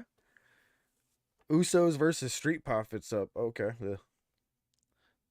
All right, next up is my new favorite heel, my new favorite dinosaur, Luchasaurus. Um, man, I can't put him in S tier yet, but this character he has at the moment has the possibility of becoming an S tier Kane like entity. We I'm definitely got thinking to put A. Luchasaurus up in the A category, right? Yeah, I agree with A. My initial thought is ahead of Brody King, but let's see the A tier. Let me see it Let's and, see. and let me visualize. Again, this is a thing where I kind of have to go person to person to give you. Yeah. Um, I think he's better than Brody King. I Why is my think. Alexa? What is my Alexa hearing right now? Jesus! Oh Yeah, I my don't know. god! I think he goes somewhere in that Keith Lee, Chris Statlander, Danhausen area. What do you think? All right, I would say Luchasaurus. Hmm. I Is it think where you true have him, she's I think where you have him works. I kind of, I'm kind of torn between whether I would say I like Chris better than Luchasaurus. Um, but I like those two are kind of in the same place for me. I'm sorry. Actually, no. I would say do Luchasaurus after Chris Statlander. So behind Chris Statlander? Yes. Yep. All right. What is my favorite what are our favorite AEW theme songs? Oh man. Right now my favorite one is probably still Kenny Omega's Battle Cry and Red Dragon's I forget the name of it, but Red Dragons Yeah, I mean, also. Cult of Personality is obviously going to be my favorite. Adam Cole's is excellent. Jericho Judas is excellent. Ricky Starks though has a real. I Yeah, love that's a Ricky good one. Starks' theme. That is a good one. That's a banger right there. All right, Yeah. let's try to bang it through some more of these here. Next up is Luther of Chaos Project. I think Luther is a solid C. He belongs in that C category with Lee Johnson, Isaiah Cassidy, and them. Yeah, put him above Isaiah Cassidy. Yep, right there above Isaiah. Next to on Helico sounds perfect. That's a perfect spot for him. Mm-hmm. All right, next up is Malachi Black. Uh, Here I'm gonna start dropping him, and I want to see what you say as I drop him.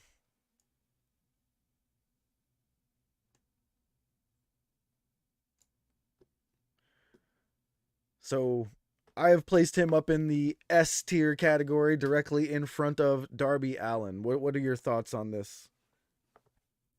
I like it a lot. I think. Huh. Yeah, this is the part where it gets real tricky. I think I don't think he should be any lower than that. My question is my thought process, should he be higher? Um I guess you could argue for him to be above Christian Cage at this point, but I think that would be about as high as I could put him. right. Hmm. Ooh, Malachi made it way higher up here than I thought. Let's go, Malachi. All right. So yeah, I would say yeah, I'm a huge Malachi Black fan. Oh yeah. I think that the man's a total package and I do love the darker characters. Um Clearly. I Bray think Wyatt. that's a good spot for him right there in front of Christian. Yeah, I like that a lot. All right, so we next up have the AEW commentator Mark Henry. Where All would you right, so we're throw gonna Mark rate this Henry? guy in terms of commentator. I guess that's what we have to rank him on is commentating because that's all he does. Mark Henry, not the best commentator, but he does really good with that main event on Rampage spot. Yeah. We think B tier? No, I wouldn't go as high as a B tier. I would say C. All right, we'll put him up here at the top of C. Put He's kind of his Put the own category, commentators. so he's not really like higher than Jake Hager would be. You know what I mean? He's just No, I know. I'm saying put the commentators at the bottom of the okay. Yeah, we'll do it that tier. way. That makes sense. Yeah. So have Mark Henry be the bottom of the C tier. Yeah. All right. Next up is Mark Sterling, Smart Mark. I love everything again, Smart Mark is involved in. He's going straight to the A category, right? Yeah, I agree. Again, this is him as a manager. I love Mark Sterling. He is phenomenal. Absolutely. And All do right, the same next thing. up. Put him at the bottom of the A. Yep, put him right at the bottom of A. Next up is Mark Quinn. I think I'm just gonna throw him right next to Isaiah Cassidy. Put him below Isaiah though. Below Isaiah, yep, because Isaiah is the better of their group there. All right, next up would be Matt Hardy. Where do you think Matt Hardy belongs here? Around the same spot that I think Dustin Rhodes does. I agree. I was gonna go ahead and put him right next to Dustin. What would happen? There we go. So Juan saying I need to put some respect on the world's strongest man. I like Mark Henry, but we're talking about him as an announcer. He's fine as an announcer. Like not bad. He's worth having on like Elevation, but that's where they put him. They don't even use him that much on Elevation these days. And again, like if we were talking wrestlers, I would put him higher, but he's not a wrestler. We're talking about him as an announcer. Yeah. He's definitely down on the list of announcers, you know, like I think we'll get there. Is Excalibur on here? No, we're way past the E's. I wish Excalibur had been on here. Yeah, like I would say like Excalibur. He would be S tier for me. Excalibur is S, JR is S, Taz is S. Shivani A. Shivani is like a high A. Yep. Jericho would be, well, as a commentator, he'd be an A. Yeah, and again, Kamari's kind of backing me up with this. Again, like Mark Henry, he's fine. Like, yeah, exactly. Nothing special. Yeah. He's on dark. He does dark commentary. All right. Next up, one half of the arguably greatest tag team in the world, the Young Bucks, Matt Jackson. S. Yeah, both these guys are going in the S category for sure. I would put.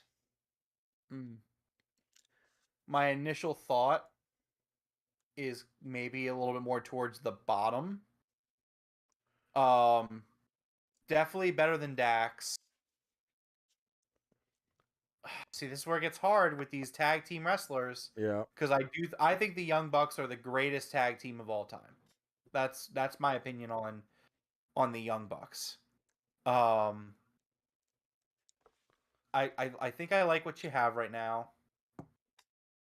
Although part of me says that Matt and Nick should be above Christian Cage. Okay, I can agree with that as well. And again, this is based off like singular. Yeah. Like if it was like the Young Bucks as one choice, I'd probably put them like right below Moxley. Yeah. Or maybe right below Jericho. All right. Let's get up to the next one. We got Daddy Magic, Matt Menard of the Jericho Appreciation Society.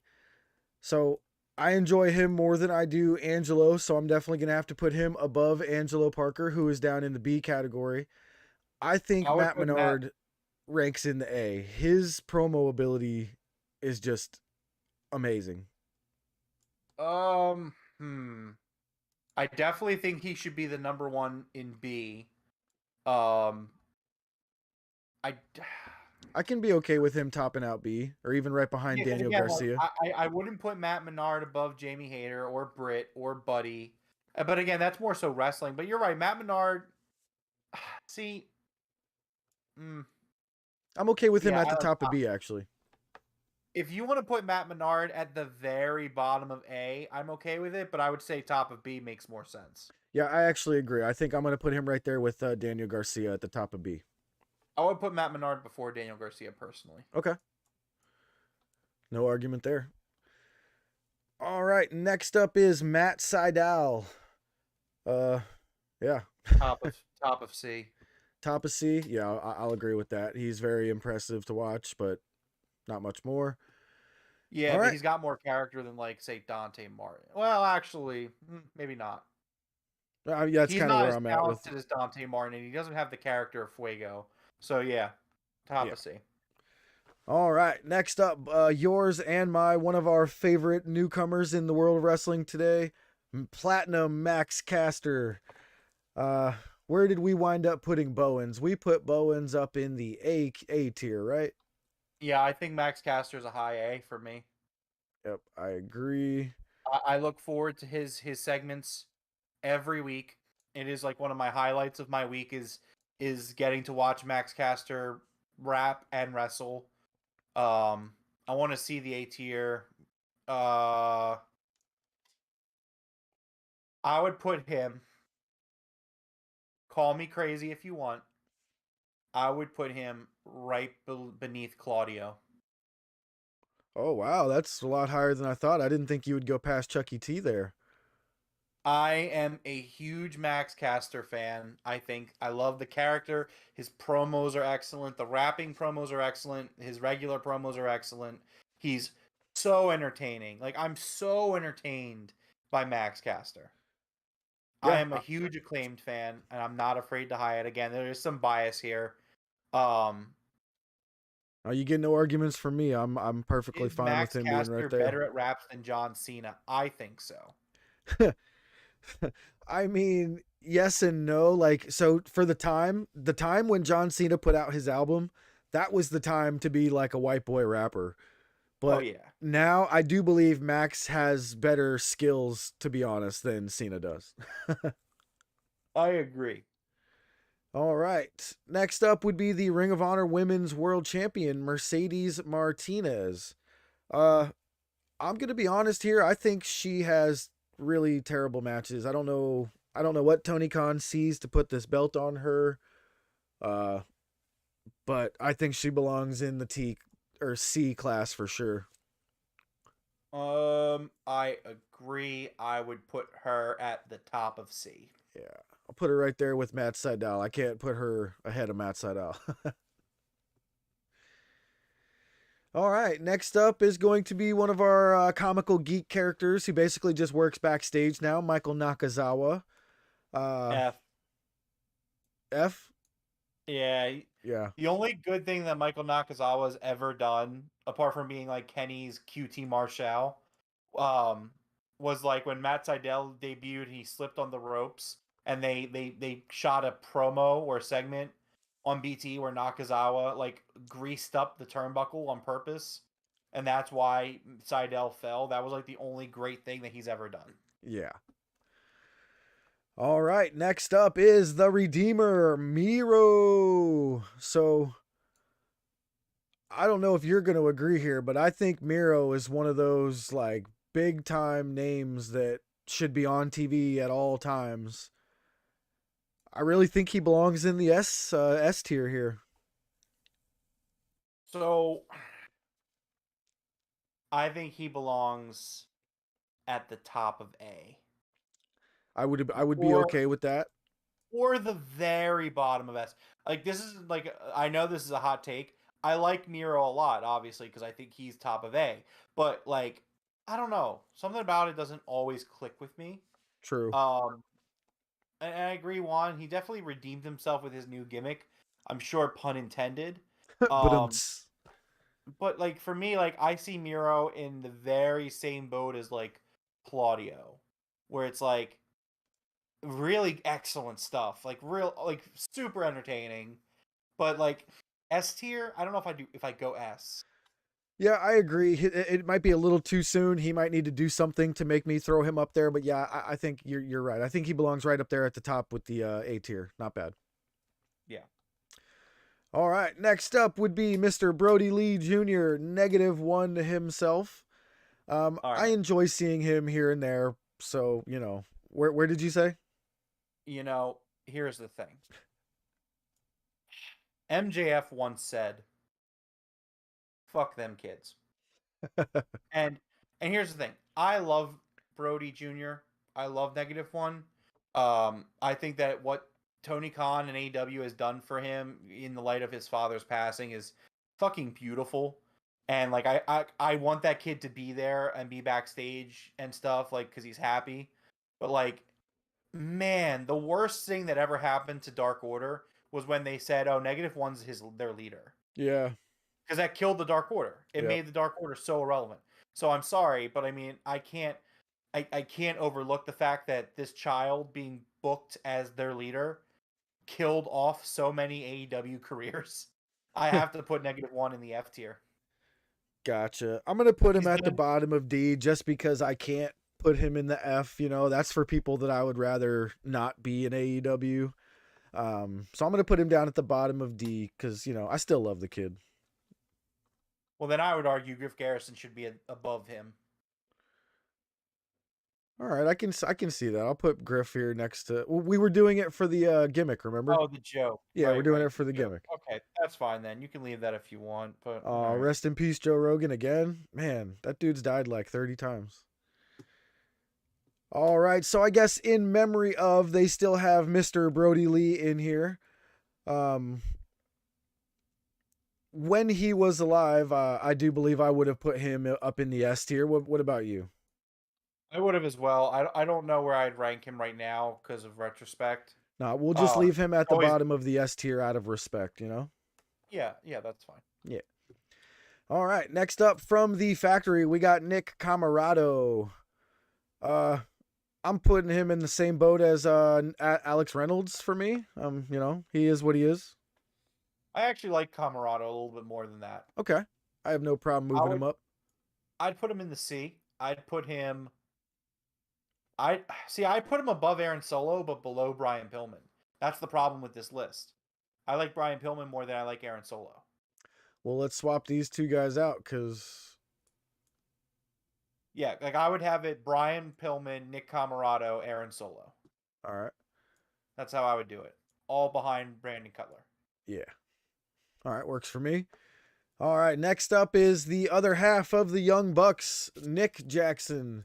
So he should go right next to Matt. Right next to Matt. That's exactly what I was about to do. He's going right next to him. Not even, no debate, no nothing. All right, next up is the native beast, Nyla Rose.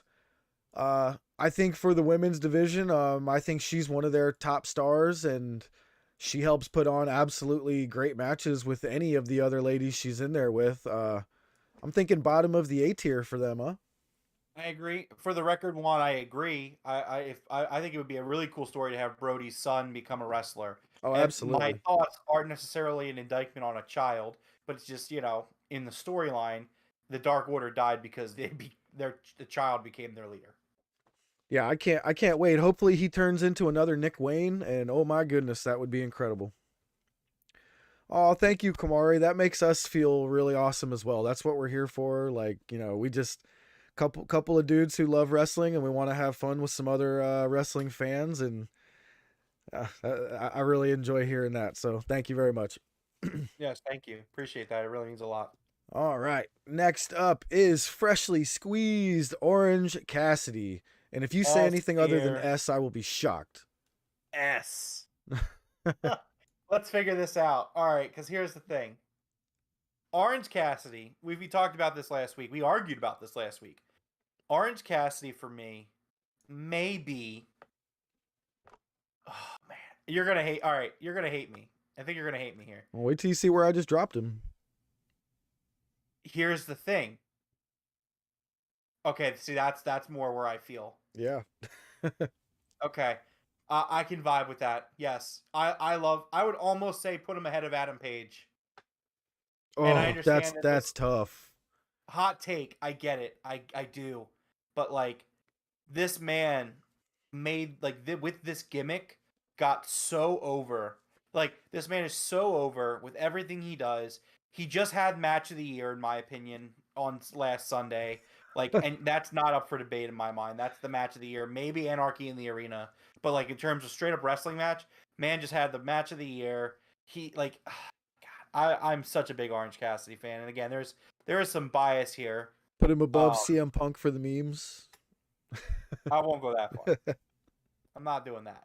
But, like, I don't know, man. Like, I understand the argument for Adam Page being ahead of Orange Cassidy, and I'm okay with it. Like, if you honestly want to put Page in front of Cassidy, I'm fine with it. But, Yeah, it's tough. Orange Cassidy for world champion. Yeah, we'll leave him right up there. That's fine. That's the perfect spot for him.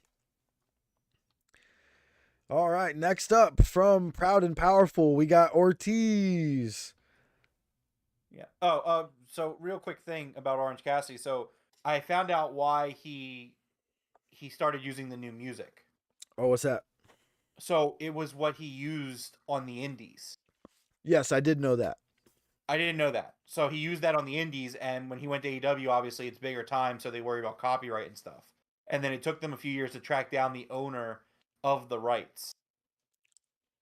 And that's what it was. Oh, that's cool. Yeah, so they were trying to figure out who owned it so they could buy it, so they could use it. And it just took them a few years to figure it out, and they finally figured it out. Oh, nice. Okay.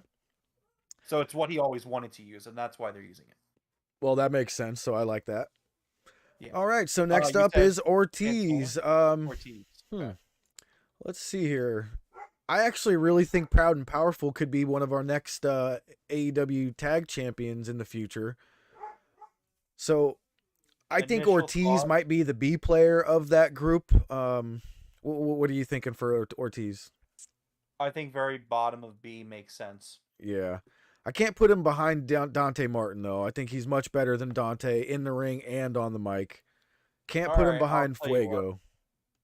Put him. Did we always have Keith Lee in B? No, I think that accidentally got dragged down again. He was up here right next to Statlander. He was ahead of Statlander.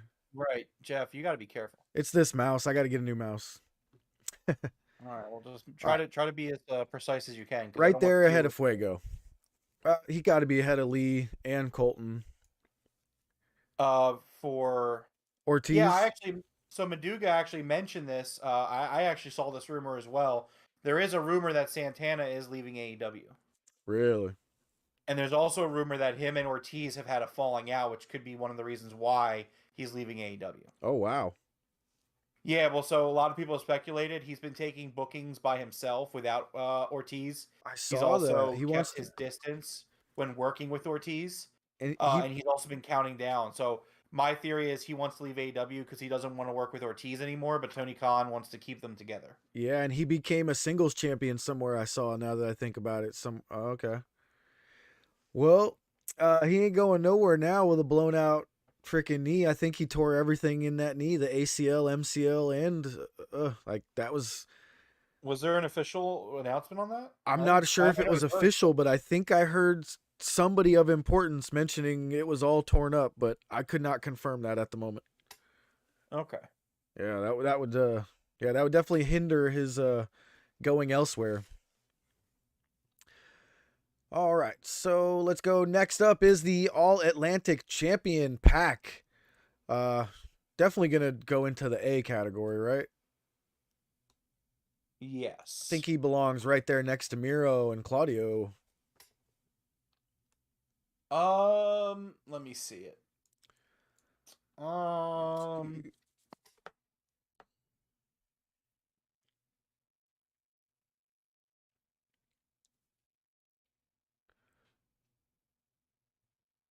Yeah, that's fine. Yeah. The way you have it now is fine. Yep. All right, next up is Paige Van Zant, who we've only seen like a half of a match with, and it was decent. I don't know if we have enough to give her a decent ranking other than just kind of putting her in the B category, huh? Yeah, I'd put her at the very bottom of B, I think, just because Yeah. there's nothing to go off of. Nothing to work with, yeah. All right. Again, this is one with she has potential. Yeah. And next up is Paul White, and I'm gonna put this as the commentary category. I think we should just put him right there next to Mark Henry. I think he is better than Mark Henry, but I agree with you. Yep, I'm fine right with in front of putting him. him right next to Mark Henry. All right, down into the women's division, we have Penelope Ford. I have always liked Penelope. So have I. But it's been a long time. I think she belongs right there next to Anna Jay and Abaddon, right in between the two. I agree with that. Maybe right behind Abaddon, actually. I think Abaddon's a little better than her. Yeah, I agree with that. All right. Next up, we have Penta El Zero M. I might have a hot take here. I think Penta belongs upwards of the top of the A, possibly bottom of the S class. I would say put Penta a below Max Caster. Okay, right behind Max. I'm okay with that. Yes. All right, all right. I'm sure Purpleness wants him up in the S class, but you know. All right. Next up, we have Pretty Peter Avalon. And as much as I like the guy and his entrance is absolutely fucking grand, he's not believable as a professional wrestler too much for me. I still love the guy. I think he belongs right there next to Leva, to be honest. I would put him ahead of Luther on C. Right above Luther, I can agree with that. His entrance alone, I think puts him ahead of Luther, so I'm okay with that. Yeah. All right, next up we have Powerhouse Will Hobbs of Team Taz. Powerhouse. Powerhouse. I like Powerhouse Hobbs. Me too. High B. High B for sure. What do you think? Next to right next to Kaz?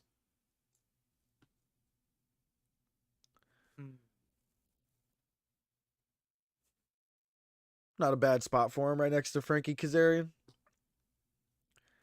Trying to think. Oh, he's probably talking about Powerhouse on Big T, thinking Powerhouse in the A category. I'm actually thinking with Keith Lee. I think we should be agreeing with you on Powerhouse being a little higher here. Yeah, I'm thinking my way through it. I think he's better than Frankie Kazarian. I like Evil Uno more than I like Hobbs. But Yeah. I'm okay with putting Hobbs right behind Cash Wheeler. No. Right behind Cash? No, put Hobbs at the top of B. The very top of B. Okay. Yeah, I'm okay with that. All right, next up from the Dark Order, Press 10 Vance. I'm going to put him right next to his homie Brody Lee Jr. What do you think? I feel a little bit better about him than that, but I'm not kidding. super high. I would put 10 at the very top of C.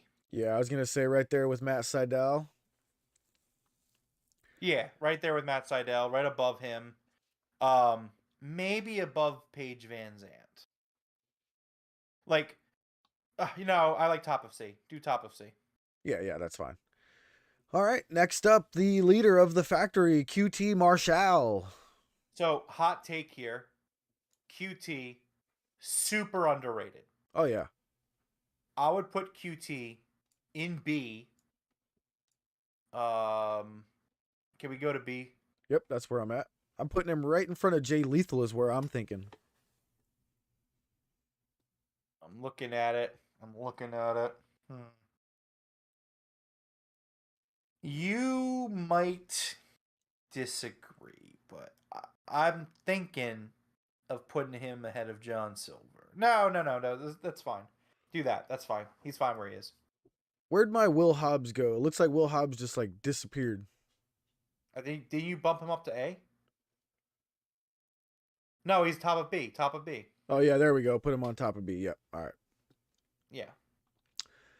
All right. Next up is Rebel. Britt Baker's sidekick. I don't think I've ever seen her in the ring. I'm not sure.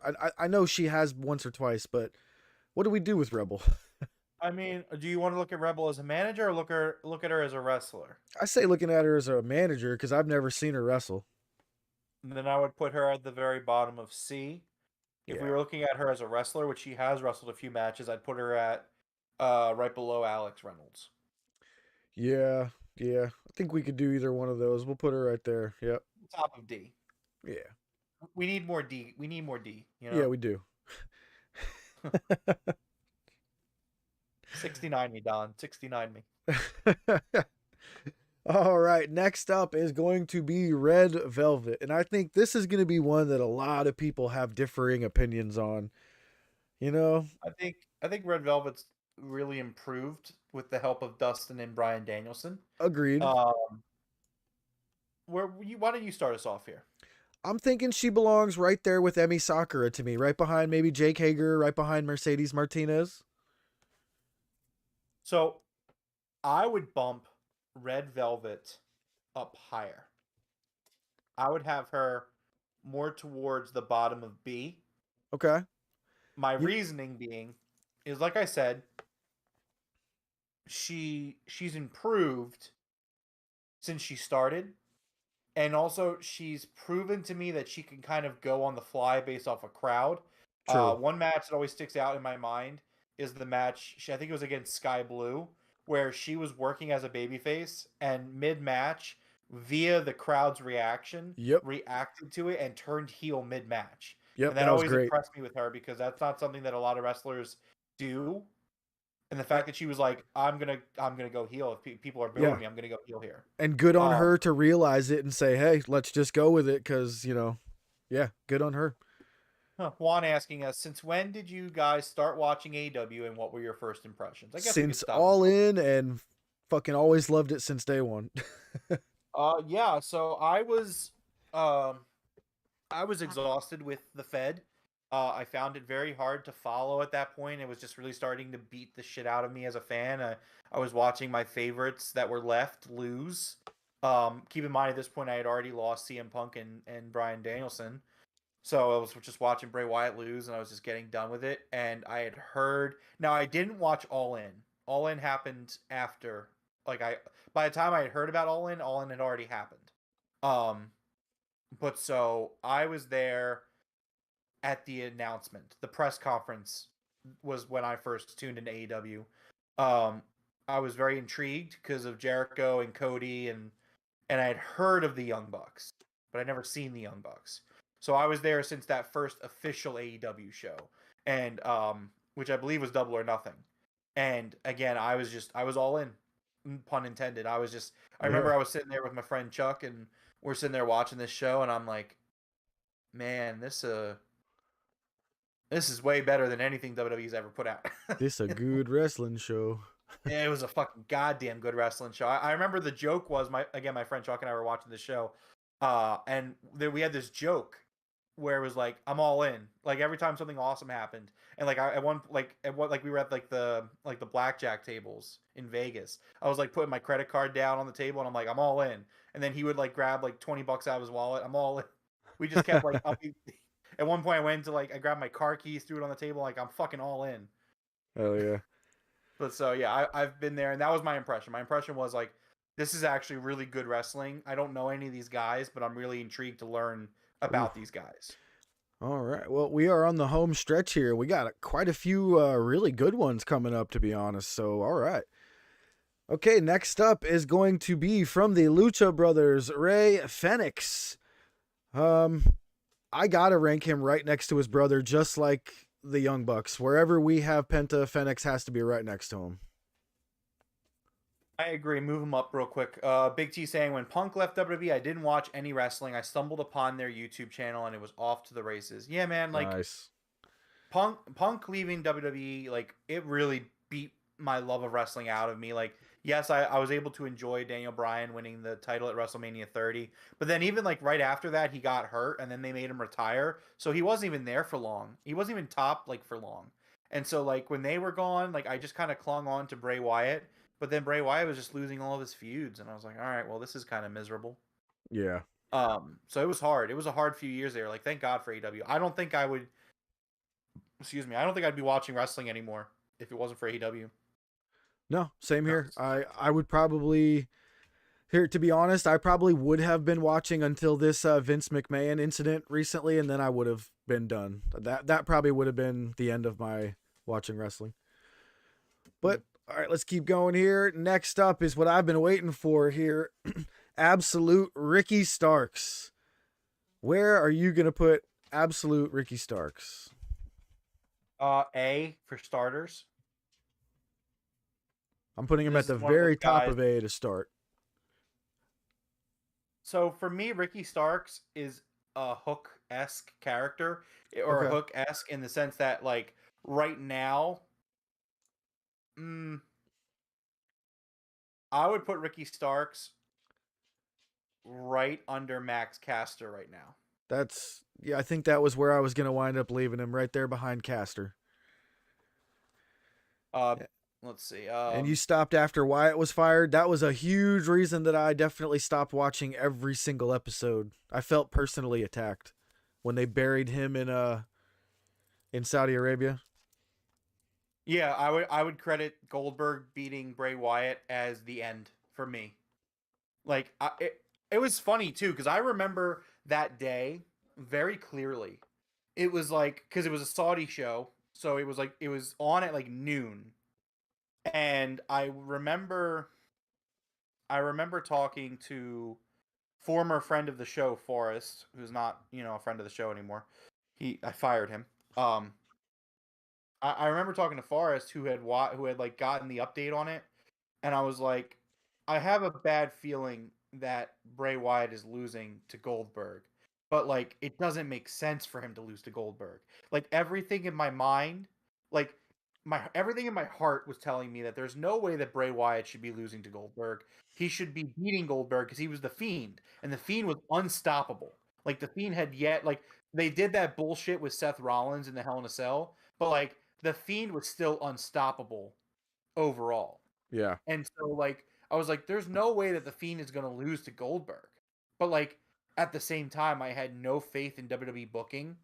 And so like it was such a weird feeling because like I went through my work day and I was like, I'm gonna watch it. Forrest was like, I don't think you want to watch it. Right. I was like, I need to watch it. Like I need to know. And like I put it on and I watched it and I was like, this company is no longer for me. This Yep. company is not catering to me anymore. Like I am not a part of this company's targeted audience. Like that was the moment where I was like, yeah, I'm officially cutting off. Like Yep. before that, like leading up to it, like the year or so leading up to it, I was like definitely tuning out, especially with AEW already existing, I think at that point. But I was just like, nah, that's it. That's the end for me. That's a good point, Big T. I hope that somebody would make a big compilation. I'm going to look for that actually for you. I think somebody may have done something similar. But let's get back on track here, try to finish this off. Next up, we have Riho. I think she is an absolutely fantastic wrestler. Not quite S tier, but I do believe she belongs right over here in the A tier, right alongside Britt, Jamie Hayter, and Nyla Rose. I agree. Put her right there. I'm gonna put her in front of Nyla Rose because I do enjoy a Riho match more than Nyla, but I think she's right there. Okay. All right, next up is Ruby Soho. What do you think on Ruby Soho here? Ruby Soho is interesting. I love the Ruby character. I think Ruby Soho is really similar to Britt Baker. Ironically enough, really high ceiling, really low, really high, really low floor. Yep. So, my thoughts. I would rather see Jamie Hayter than Ruby Soho. I would put Ruby Soho right below Riho. Yep, that's exactly where I just dropped her, right below Riho. And Mioja, I do agree. There is some arguments for Riho being S tier. I'll say this: why don't we move Riho above Britt Baker? I can be okay with that. There we go. I'd also be okay with moving Riho above Buddy Matthews. Holy, somebody just lit off a firework outside my house that was loud as hell. Didn't hear it on our end, so it's okay. All right. Next up, we have Sammy Guevara. Huh. So, do we let the nuclear heat of us hating him pull him out of the S tier, or do we rightfully give him that S tier? See, Sammy hasn't. I have not enjoyed Sammy's stuff this year for the most part. So it's like, I think taking everything into account, I don't know, man. I see the art. I don't know. That's a hard one. Yeah. He should either be right below Jungle Boy or right above Miro. That's what I'm thinking too. I don't know. I like Claudio a lot, though. I don't know. Let's do this. I do think he fits right in there in this 5 caster pack. Guevara, Claudio, Miro. That he doesn't look out of place. So yeah, I think that's okay. Okay. If he hadn't have made us hate him with this Ty Conti nuclear heat, man, he'd be up there in the S tier, though. I know that much. Yeah, I agree with Maduga. The TNT title feud made him dislike Sammy. Yep. And not in a heel way. Like, it was just not good. Not good story. Exactly, yeah. All right. Next up is the Ring of Honor television champion, Samoa Joe. Where are you at with Samoa Joe? I like Samoa Joe a lot. I want to say high A. Okay. What do you think? Right here me see the behind name. Anthony Bowens, right behind Athena. He's not better than Brody King at the moment. I'll take Brody King over Joe. So I think he would go right there behind Brody King, maybe. I would put Joe ahead of. Yeah, that's fine. Part of me thinks like Joe ahead of Anthony Bowens. Yeah, I want to say that, but I've only seen Hold on. like 2 matches out of him. You know. Jeff, can you get your Jeff guy Juan in the chat? I'm not vibing with what he's saying. Are you just making a prediction, Juan, or are you seeing something that is giving you these thoughts? Because these thoughts are unhealthy, sir. Yeah, they're not healthy at all. Now I'm gonna go on Twitter and see what's going on. All right. Next up, we have the other half of Proud and Powerful, Santana and Ortiz. I think we would be putting these two right next to each other the same way we did most of the other guys, but considering they may be splitting, maybe we should. Where would Santana go for you guys? I would put him next to Ortiz, but above Ortiz. Okay, so where's Ortiz at? Trying to remember where I put him.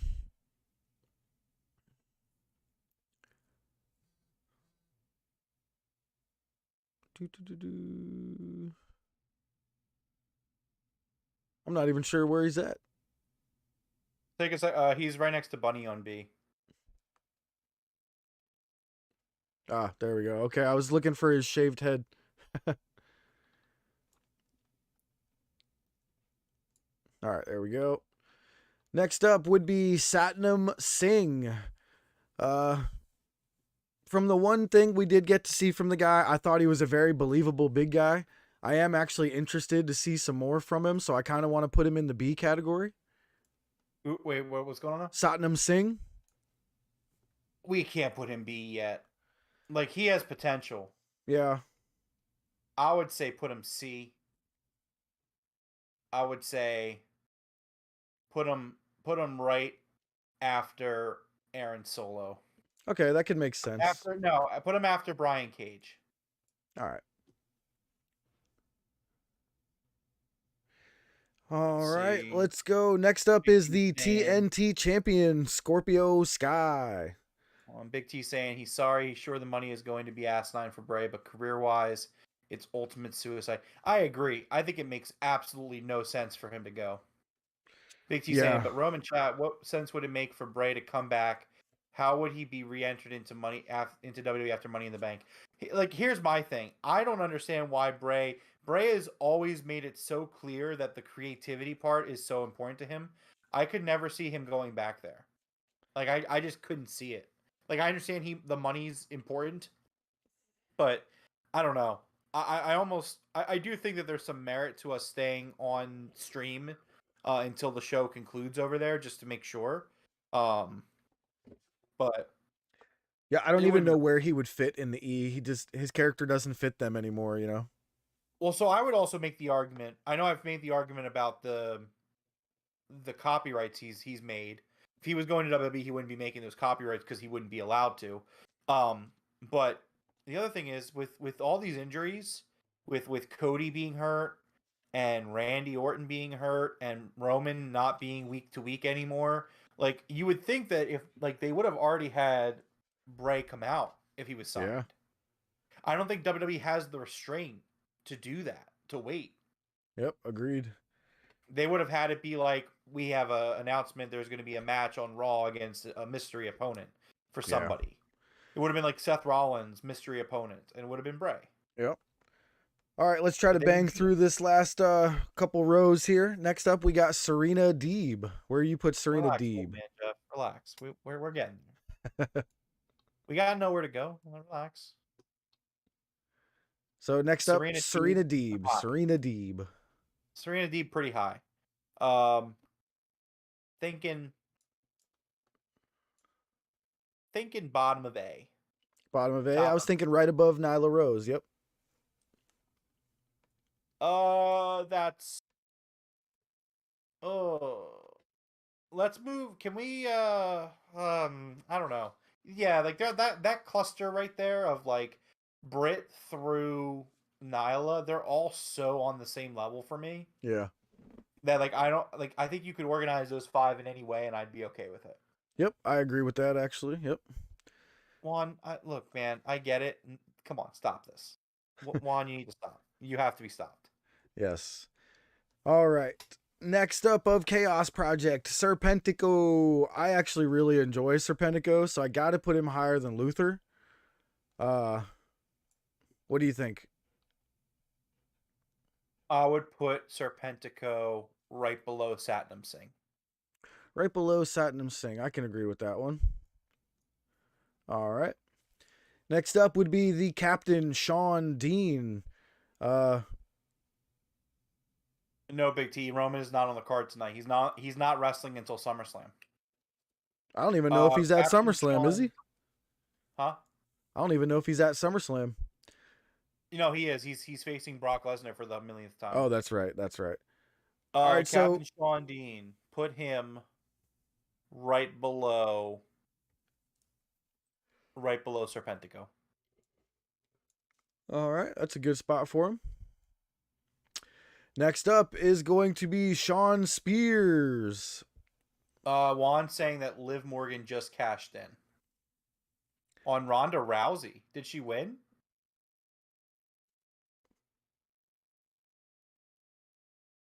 Waiting for an update. Wow, they gave the belt to Liv. They actually listened to the fans. What? Yeah, I mean that's impressive. Wow. I applaud them for that. I mean, I'm gonna give the devil its due. I think that's really good booking. Yeah. I mean, I don't know if I'd say good booking, but it's the right booking to make. Good for Liv. Yeah, I agree with Big T. Good for Liv Morgan. She's been working hard there, and she kind of has really stuck it out with some. They've given her some shit to work with. So I mean, good for her. Yeah, for sure. Yeah, good for her. All right, I'm a big Shawn Spears fan. I like Shawn Spears. I like him a lot. I think he ranks highly in that B category. I actually think he should be right there next to Cash Wheeler, to be honest with you. I would put Shawn Spears above Powerhouse Hobbs. Up on top of B? I'd have him on top of B. All right, yeah. And again, this is not about who's getting used and stuff, but no, he's a big part. He was a big part of that whole Wardlow storyline, you know.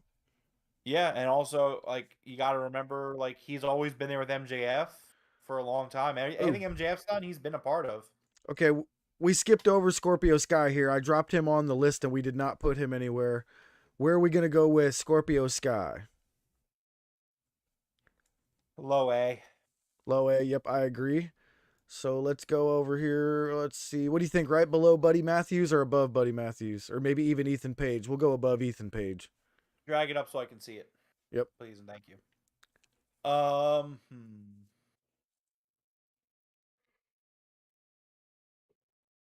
I would put him. Yeah, that's good. Right there's good. Yeah, it's not a bad spot for him. All right, next up is Sanjay Dutt. I'm not a fan of Sanjay. I don't think I ever have been, even back in the old TNA days. Where do you want Sanjay to go? I'm indifferent. You can place it wherever. I was going to put him right there with Brock Anderson. Like, you could take him or leave him. I don't think we need Sanjay at all. So, it is what it is. Yeah. Big T saying, how disgusting is it that the company has to keep reverting back to Roman versus Brock? It's as bad as Cena versus Orton. I would say it's worse than Cena versus Orton because at least Cena and Orton could put on a good show. Good matches. Yeah. It's worse than Cena Orton for sure. Yeah, Big T saying Vince just can't come to terms with not every feud is going to be Rock, Austin, and actually mean something. Yeah, I mean, it's tone deaf. It's just complete tone deaf from his part. He's out of touch. He doesn't, not even talking about all the outer ring bad things he does, just from a booking perspective. It's not good. It's very boring. And the problem is that it's by design. Vince doesn't want anyone to get over. Like, WWE is the superstar. Like, they don't ever want to create another Rock. They don't ever want to create another John Cena. There will never be another superstar on the level as John Cena. And like, I know WWE fans would probably say, "What about Roman Reigns?" Like, sure, he's booked as their top guy, but like, people don't know who Roman Reigns is. No. Kids all over the world have no idea who Roman Reigns is. Everybody knows who John Cena is. Yeah, exactly. Like, John Cena was the last WWE superstar. Yeah. There will never be another WWE superstar. All right. So next up we have the Concrete Rose Sunny Kiss. This is a difficult one to rank for me because they don't really book Sunny very often, but I enjoy the matches I get to see of Sunny. I agree to an extent. I think Sunny is talented, but Sunny hasn't really ever done much for me. I would put Sunny right below. Right below Brian Pillman Jr. Yeah, that's actually not a bad spot. All right. Next up is the icon himself, Sting. Yeah, I agree with Kamari. Who cares? Nobody likes WWE anyways. Yeah. Yeah, No exactly. I don't know. Nobody that I consider someone that I respect in my life, I've never, like, none of them like WWE. Out of all the people I respect, none of them are like, yeah, man, WWE is the way to go. Like, yeah, you know. So I'm gonna throw Sting in here on the S tier, just ahead of Darby Allin. The spots that Sting has done as a 63-year-old man this year should impress everybody and anybody who watched. If you weren't impressed and blown away at some of the things that Sting did this year, I do not know what to tell you. I think he has earned his way back into the S tier for sure. Yeah, I agree. Kamari, you are correct. Nobody cares about WWE. You are right. Am I right? Am I right? All right. Next up, our new manager, Stokely Hathaway. I'm really enjoying Stokely Hathaway in AEW. One of my favorite spots was Statlander smacking him in the back of the head a couple weeks ago. What do you think? I like Stokely. Yeah, I'm gonna put him right next to Mark Sterling in the A category for managers, huh? Yeah. Maduga, I don't think it's Roman's fault necessarily, but I also don't agree that it's wrestling just isn't as popular. I think wrestling's popularity, or in terms of WWE's popularity, is from the fact that they don't want to create stars. They just want to put out content, even if the content's bad. So it's like, it's not that wrestling isn't popular. I think we see in the modern landscape that there's so many options in wrestling and there's so many people watching so much that, like, wrestling is popular. It's just a matter of, like, how good are the top companies in terms of the companies that get the most reach. And WWE, whether they're good or bad, they get a lot of reach because of their history and their prestige. Yep. Of the past. So it's just, if the product's not good, less people are going to watch. I don't think that it's a popularity thing at all. I think it's just, is the product good? No? Okay, then people aren't going to watch. Yeah. All right. Next up is Swerve Strickland. Whose house? Swerve's house. I agree with Big T. He says, I hate WWE. He's sorry. He's like, I'm sorry. The past is an old girlfriend. It's great to think about my time with her, but I have zero interest in getting back with her. And I 1,000,000% agree, man. Post WWE life has been very good to me. Dude, that is such a great way to put it. I never even thought about it like that. They really are true. Like an old girlfriend, dude, that you just... Yeah, and you could look back and think about all the good times you had. Like, absolutely. Like, be like, man, remember that one Christmas? That was great. That was a blast. Like, oh, remember that one time we went out to out to that restaurant at like Yeah. 11, like midnight, and there was nobody there, and we had a blast. Like, yeah, fun times. You know And what I then mean? there was But, the like, time she tried to murder you with a butter knife. Yeah, I remember. yeah, right. There was that time where she cheated on you. Yeah, Oh I yeah, get. that Okay, happened too. that's such a good Probably should've- analogy, T. I love it. I love it, man. Yeah, well, that's again. Big T is the Broken Tables podcast fan of the week. Fan of the week. All right, next up we have Ty Conti. Wait, hold on. Where did you put Swerve? Where we put what? Swerve Strickland. Oh, I'm sorry. I dropped him right next to Claudio at the top of A. I'm just super high on Swerve. He's one of my favorite wrestlers in the world right now. I agree with you. I think over here next to Andrade is a little bit more of a realistic one, though. Now that I think about it. No. Here's what I would say. Hear me out. Bump Miro down below Swerve Strickland and have the A tier be Claudio, Swerve, Miro. Agreed. Yeah, I like Swerve a lot. I'm also pretty high on Swerve. Agreed. Maduga would say that WWE is like Amber Heard. That's a great analogy as well. Hot, crazy, and lies a lot. Yeah. Yeah, Big T. I still to this day find myself going backwards with the WWE than I do going forward. I have no idea what's going on with that company unless somebody in this stream brings it up. Yeah, exactly. It's like I'll think back on like WWE back in the day, but you know, it is what it is. Juan saying, who you guys got winning the men's Money in the Bank? I'm gonna assume Seth. I was gonna say Seth if Becky won, but I think that was too obvious for them. But I still think it's gonna be Seth. I still assume it's gonna be Seth. I think Seth's gonna end up being world champion, and then he'll feud with Cody, and Cody will win the world championship at WrestleMania. That's my guess. My guess is that of course they're gonna do it 2 years in a row. WrestleMania. It's gonna be Cody versus Seth next year for the world title, where Cody goes over again. Big T says he is officially announcing it right here on the Broken Tables podcast. He will sign an NDA if it means he never has to talk about WWE or go back to that company as a fan. I'm with you on that, man. Kamari, since a Jit stood tall with a kickstand, more a quicksand. Are you drunk, Kamari? No, I'm not picking that up. Not following you there, but we'll see. All right, next up we got Ty Conti. Where would you rank Ty Conti? Unfortunately for Ty, before the Sammy Guevara stuff, I would have put Ty in that group of 5 in the A tier. Yes.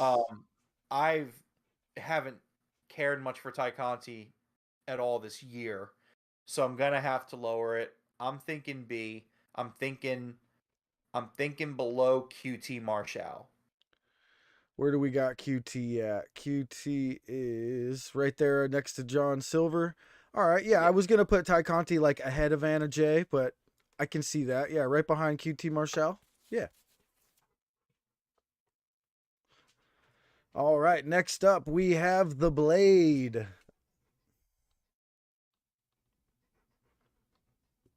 You still with me? Yeah, I'm here. I'm listening. All right, so The Blade, I think The Butcher and The Blade are both solid B tier guys. Where do they belong in the B tier, though?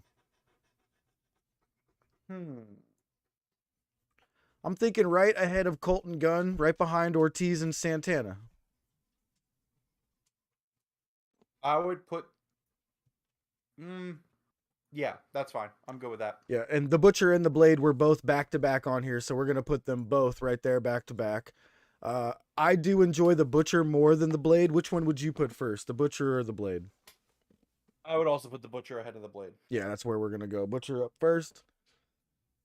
All right. Next up is our AEW Women's World Champion, Thunder Rosa. What you got for Thunder Rosa? Trying to overall, I mean, hasn't been booked very well as a champion, but I would say very bottom of S tier. I'm sorry, what was that? I missed yours. I think where you have her right now. If her world title was a little bit better, I would have went higher, but I think right there is perfect. Right there at the bottom of the S tier? Yes. Yeah, agreed. You can hear me, right? Jeff? All right, so I think we're gonna put her right in front of Mr. Brody Lee because he is there in an honorary capacity to stay there at the bottom. All right, Jeff, next you up can hear is me, going right? to be Tony Storm. Jeffrey, Yes. you can hear me, correct? I'm sorry, what's that? You can hear me, correct? Yeah. Okay, because I feel like the last like 20, 30 seconds has been like you can't hear me. No, you're good. You're good. I was kind of letting the dog out here. I ran away from the desk for a second. Gotcha. Okay. Big T saying Roman Jeff. Well, you know what they say behind their every successful chairman is an exhausted paralegal. Oh, Yeah, good point. Jesus Christ. Oh, All right. you're not wrong. It's a good joke. You know. All right. Next up, we have Tony Nese. Yeah. Wait. Oh wait, where did Hold we on. put Tony Storm? We missed Tony Storm here. Where are we gonna rank Tony Storm at? Hold on. I'm trying to figure something out. There was a video package at Money in the Bank. Hold on. This is like 30 minutes ago, so I'm surprised that nobody else mentioned it. A lot of people. I need to figure out what this teaser is. What, did something happen? People are thinking the Fiend. A lot. Unanimously, Twitter is thinking Bray Wyatt. For what though? It was like I don't know. It was like a teaser that was played at Money in the Bank. I don't know. I'm trying to. Okay, hold on. WrestleVotes said, "Don't get overly excited about that vignette." So a bunch of Twitter blew up about some sort of vignette. Juan, were you watching? Was there a vignette of some sort? So what I'm looking at is there's a bunch of because I'm just scrolling through Twitter. I'm a little bit behind. Sean Ross Sapp tweeted 38 minutes ago. Interesting teaser aired, and then literally, like the next 10 tweets from JD to Denise to Hollywood Hangman to Fightful were all saying like Bray tease, but then WrestleVotes said don't get overly excited about that vignette. ... WrestleVotes is usually pretty in the know. So Juan, I don't know if you're in the right yet. It's gonna be Gable Steveson. There were medals clanging. It's gonna be Gable Okay. Steveson. All right. Well, that makes sense. Huh. Found the vignette on YouTube. Are we allowed to play it? I don't care. Post it. I'll play it. I don't know if we should play it. No, yeah, we're good. I don't want to get taken You can down. post it in chat, and everybody can watch it if you guys want. Yeah, I would say Big T, watch it for us and let me know what you think. But I have a feeling it's going to be Gable Steveson here. I think you might be right because again, WrestleVotes is usually in the know. So I'm gonna go with that. If WrestleVotes says don't get your hopes up, like Bray Wyatt would be the hype thing.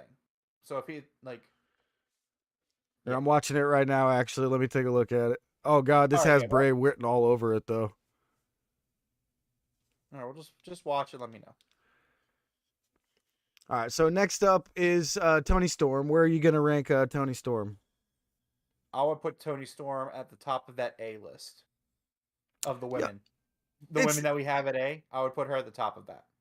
Okay, this is really weird. It's going to be Gable Steveson, but how is this going to fit his character at all? So tell me about it. So it looks as if it's a Bray Wyatt thing with like almost like a graveyard, and there's like biblical stuff. There's crosses and candles being lit everywhere.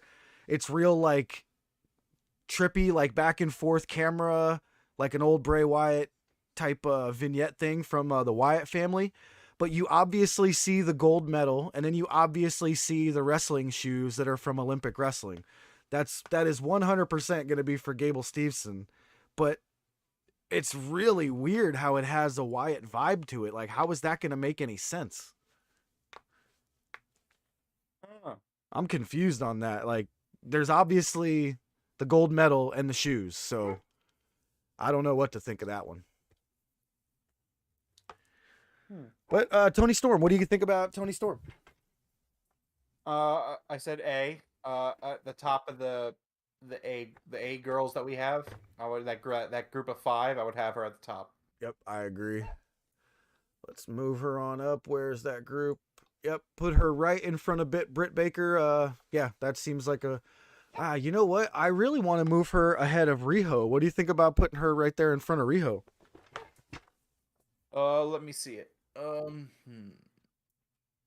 I don't know. It might be too much. You know, Riho is a former champion, but so is Britt. But I don't know. I like that where the way it is. Yeah, me too. That's okay where it's at.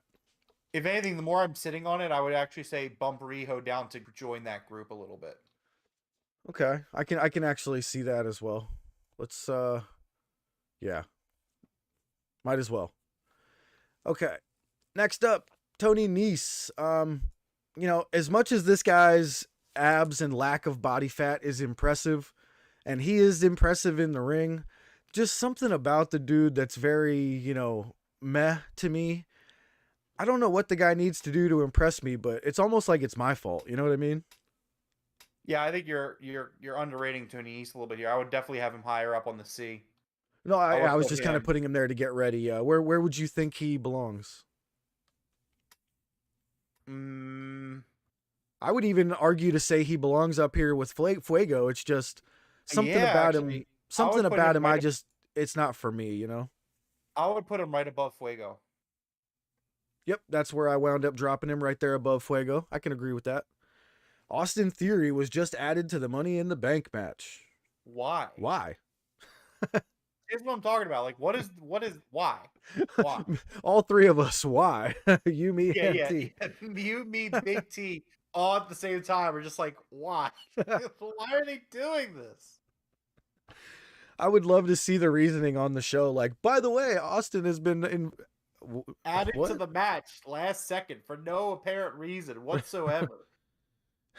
After coming out of Mr. McMahon's office with a tissue, Austin Theory has been added to the Money in the Bank match. Oh, this is dumb. Oh, geez. All right. Next up, one of the other best friends or part of Roppongi Vice, Trent Barretta. Trent is an A. He is above Chuck Taylor. Ooh, you've been waiting this whole time to put him above Chuck ET, huh? Yeah, man. I think Trent is like slightly better. I agree. Chuck comes off more of Chuck comes off like the dad, and Trent is more of like yeah. So I have a hot take. I don't know how well it's gonna go over. I'm gonna say it. It is what it is. Trent Barretta above Andrade. I'm actually not opposed to that, to be honest with you. I would almost put Trent like next to Max Caster. Yeah, that's what I was thinking actually. Yeah. I mean, right now, again, I think Ricky yeah, that feels right. It does. All right. Next up, we have Wardlow. Big T saying not even the most leading expert in psychology could figure out Vince McMahon and WWE logic. No. Wardlow, high A. Top of A in my opinion. let me see it.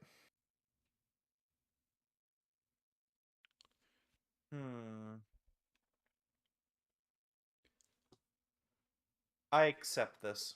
Yeah. Soon as he gets a belt, soon as he gets himself a belt, man. I think I personally would rather see Claudio or Swerve, but that's fine. No, yeah, I'm okay with putting him right there in that mix. That's not a bad. All right, next up, one of our Broken Table Podcast favorites, Wheeler Yuta from the Blackpool Combat Club. He's going right up here next to Claudio for me. I agree. I would put, and there's some bias here, I would put Wheeler Yuta higher than Wardlow. Oh yeah, I got Wheeler at the very top of A at the moment. Okay, He's one yeah, of then my that's good. favorite wrestlers to watch. As soon as I hear he's on the card, it's a must watch for me. Okay, yeah, I agree. Yep. Actually, wait. No. I can't say that Wheeler Yuta's an S yet. I can't do that. No, not yet. I thought about it for a second. Impulse, like I was like, wait a second. When he's that TNT champion in a couple years, we'll be putting him up there. Yeah. All right. The Lordship himself, Mr. Sir William Regal. In terms of managers, this man's an S. Oh, yeah, he's going straight up to the S tier. We'll just move him right there ahead of Brody Lee, and that is exactly where he belongs. And last but not least, Yuka Sakazaki. I've been waiting this whole thing to do that. Yeah, I'm sure you have. Put her next to Emi Sakura. Yeah. I'm gonna put her in front of Emi Sakura because I want to see Yuka. I don't want to see Emi. So there we go. All right, so just a little bit of an update. Jesus. So, what? That was another firework. Sounded like it went off in my backyard. So Adam Pearce was the one that added Theory to the Money in the Bank ladder match, and apparently the crowd lost a lot of momentum when they announced Theory for the match. I think maybe fans were starting to get excited that it was going to be Bray. Yeah. And then, like, as soon as it was Theory, like, the momentum died from what Twitter's telling me. They might as well have been like, everybody, we've added this guy who's going to win the Money in the Bank match to the match, just so you know. Hollywood Hangman said, the thing is, fans were up for this Money in the Bank match because it's Money in the Bank. They weren't even expecting a surprise, but because it was dangled and ended up being Theory, that shit put the crowd into stunned silence. Wow. The vignette before had such Wyatt vibes to it that the crowd was amped.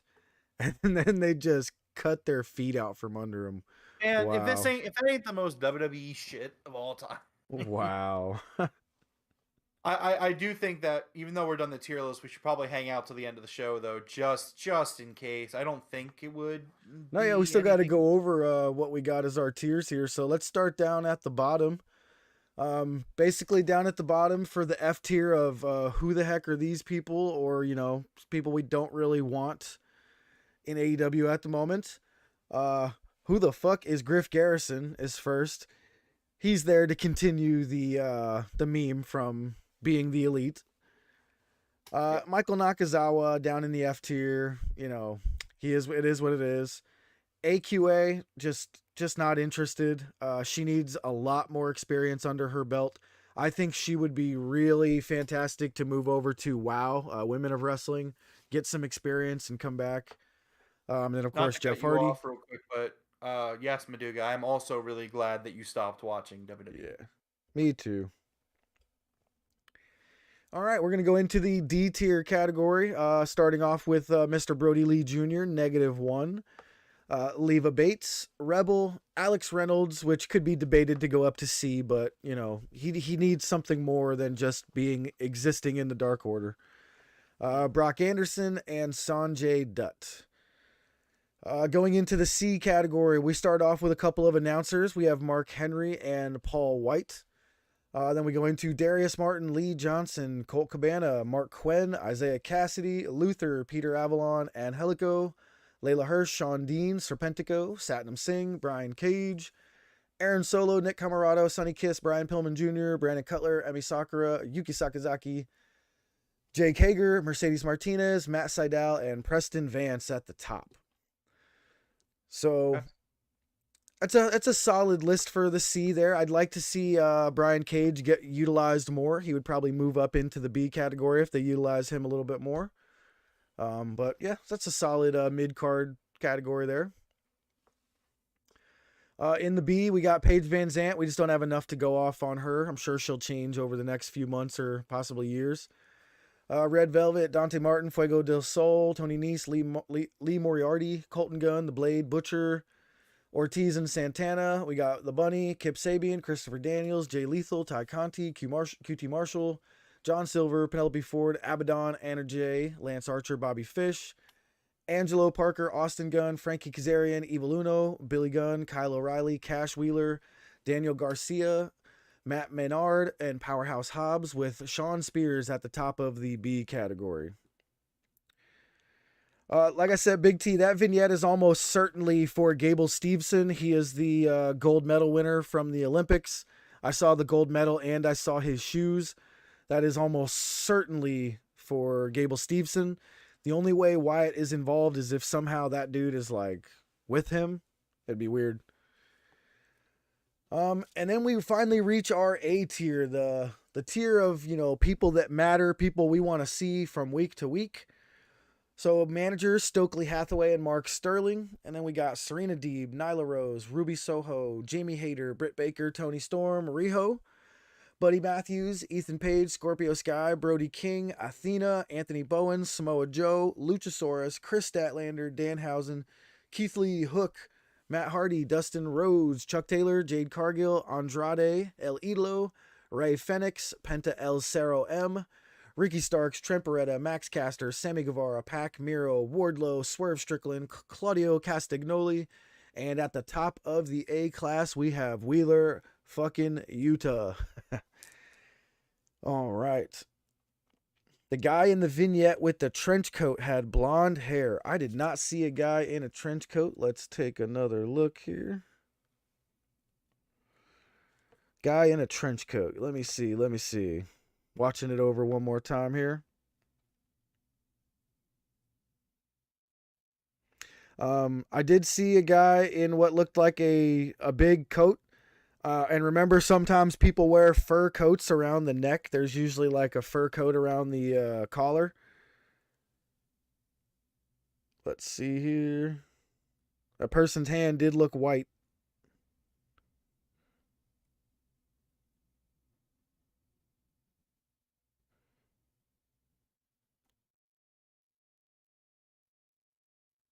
Oh, here's something funny. So apparently Omos got shoved off a ladder from 3 feet up. He landed on his feet and then sold it.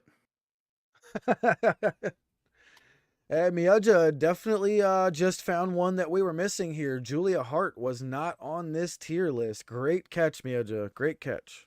Also, I know it's probably storyline, but like MJF's not here either.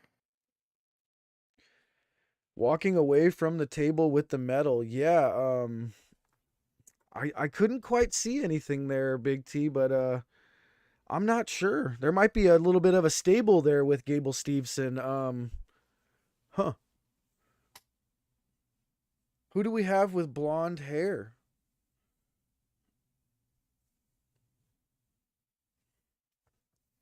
I don't know.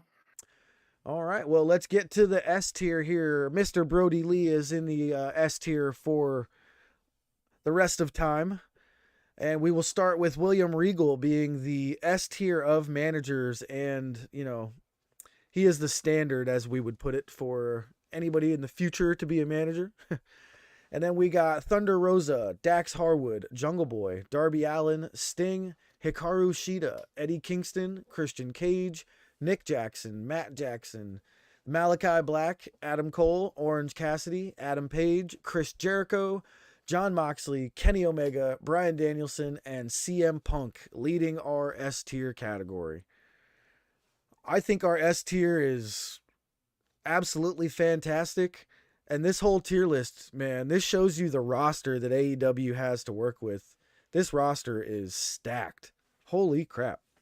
Yeah, I mean, again, when you think about, I think what really does it is you look at that first, like the first 8 guys on the A tier, and like the fact that they're A tier, like, like that's crazy. Yeah, that's wild. Let me watch this Bray teaser one more time, see if I can see anything. Big T thinks it might be Edge. Yeah, Edge with Gable Steveson. That would actually make sense. Be a perfect way to get Gable. Oh, man, yeah.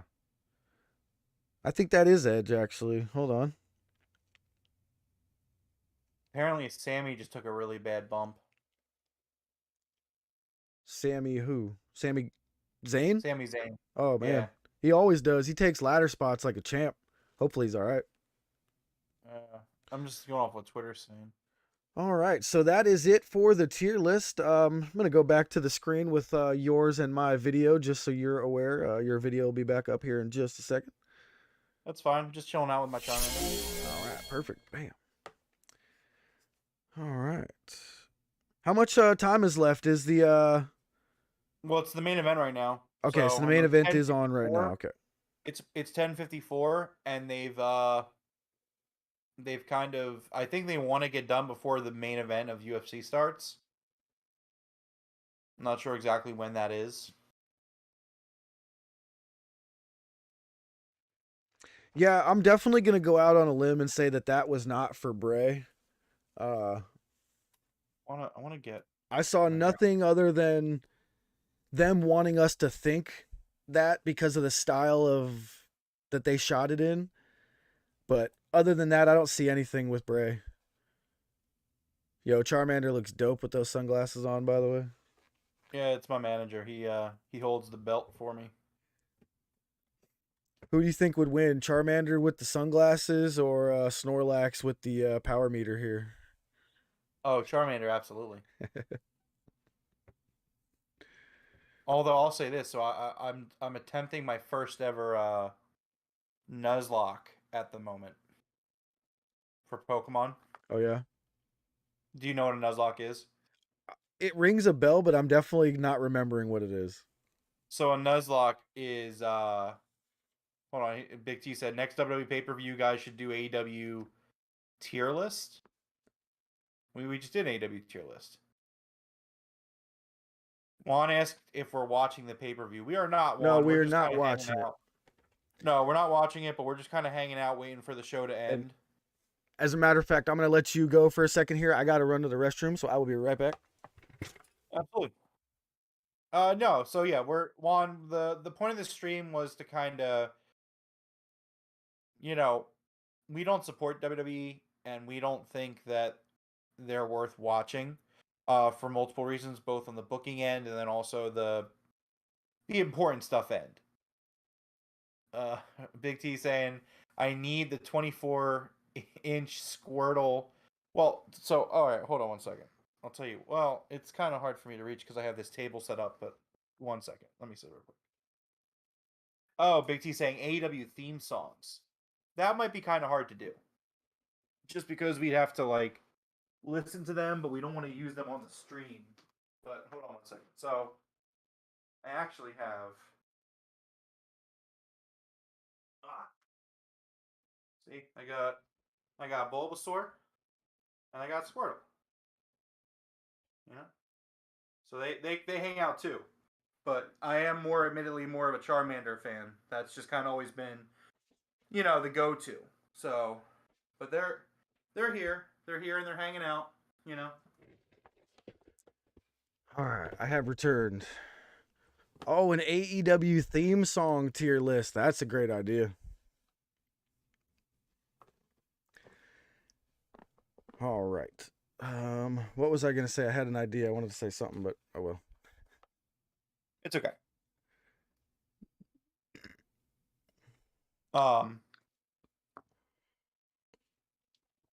But yeah, that's why we were doing a stream. We're not watching the pay-per-view.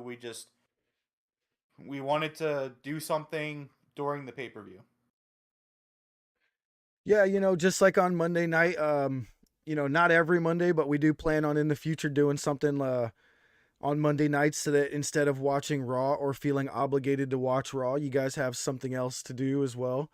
Probably won't always be wrestling themed. We may do the Broken Console podcast on that night or something, talk about some old school video games or possibly play an old school video game with you guys. It'd be pretty cool.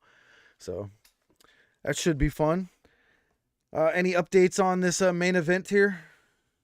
Nothing at the moment. We're kind of just in holding formation. Just some spots.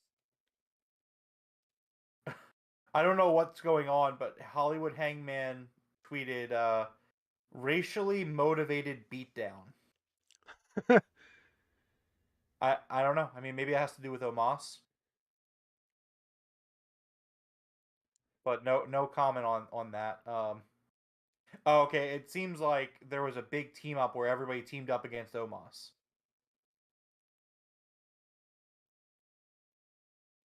Juan, if you're watching the show, feel free to let us know what's going on because we are not watching.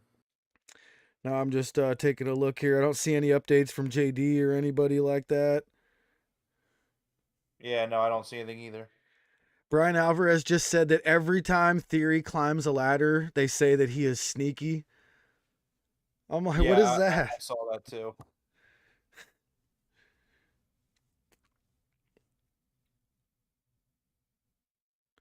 They put Omos through the table so they can try to have a match now.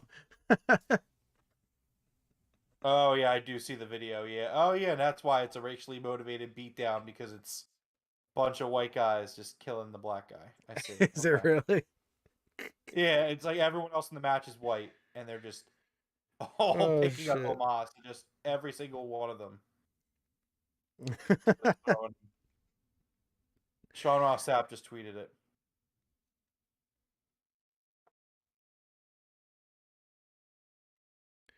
I forgot he made my phone vibrate one day for like 10 minutes straight, so I unfollowed him. I gotta follow him again. Yeah, he's worth following.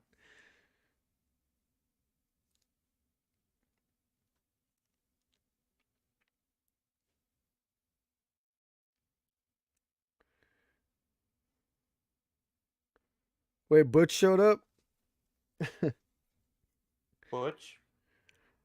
Oh my god, Oh, dude. right, Everybody in the match picked Omos up and threw him on the announcer's table. Oh my god. Yeah, that's what I said.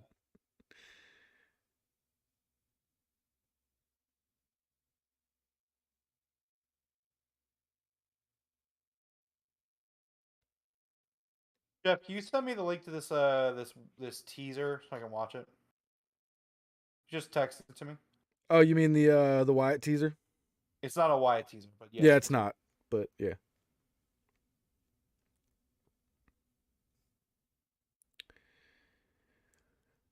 We do appreciate everybody that has made it this long with us. I think it's just our hardcore three. We got Big T, Miaja, and Juan. And Juan, I'm not sure if you have noticed all night because I don't think I've seen you mention it, but you do have a wrench next to your name. I was gonna say, so what? Juan's a mod. Juan is our second mod. Yes, last night he did throw in the request to ask to be a mod, and I granted the request. Well, we got to get Big T as a mod. Well, we shall see. You know. All right, hold on. I'm gonna mute my mic so I can watch this teaser. Hold on.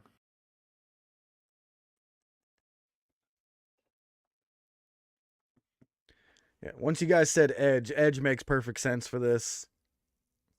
They wanted you to think Wyatt, and then when it's not, they're gonna be like, "We never said it was Wyatt. That's your fault." Just the way that it's filmed is very Wyatt family-esque.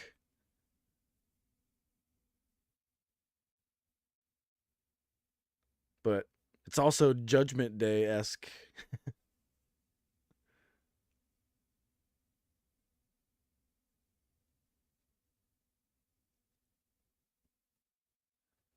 And even saying going the route of with the Bible or with the cross and stuff and being kind of like, it looked a little bit religious with the candles and stuff. Finn Balor's a demon and he could be like, I'm gonna, I have my soldier of God to exorcise the demon. So I see why people think it's a Bray thing, but so hold on. So there's a few things that caught my eye. So you see light bulbs, a lock shaking.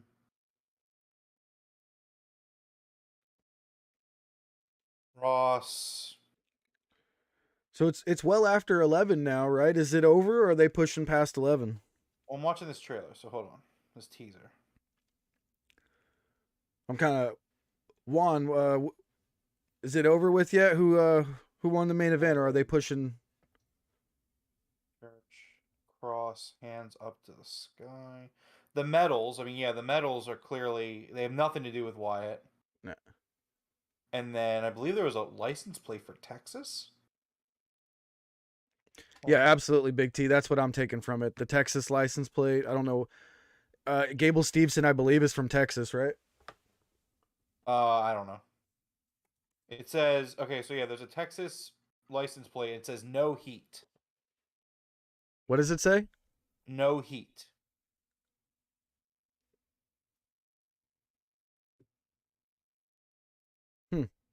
Yeah, I don't know what the significance of that would be. I'm going back to Twitter to see if the show's over yet. Yeah.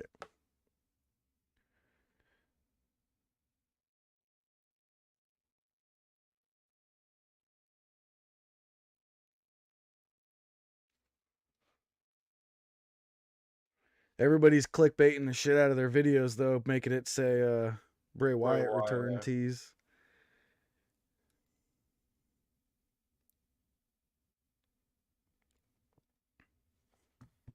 Yeah, no update yet on what's going on there, but we're gonna hang out at least until the conclusion of the pay-per-view. You definitely need the 24-inch Squirtle to put the sunglasses on. Oh my god, that would be great. The Squirtle Squad. Well, again, that's why when you were gone, I was like, hold on, I do have, you know. Yeah, that's the Build-A-Bear. I got him too. Yeah. We got to find a pair of those pointy sunglasses. Put some on him.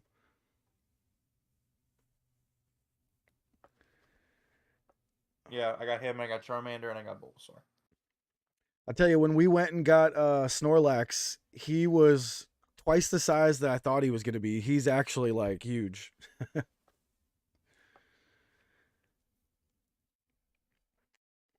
All right. I think Juan's paying more attention to the pay-per-view here. Not sure exactly what's happening, but I don't know what's going on, but Hollywood Hangman tweeted, bruh. does that mean Theory won? No, I don't know. I think it has something to do with Riddle did an RKO.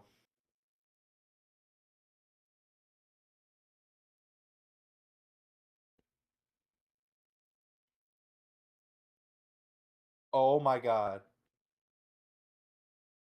Theory won.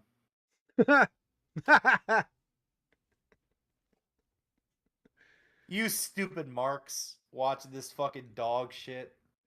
You know,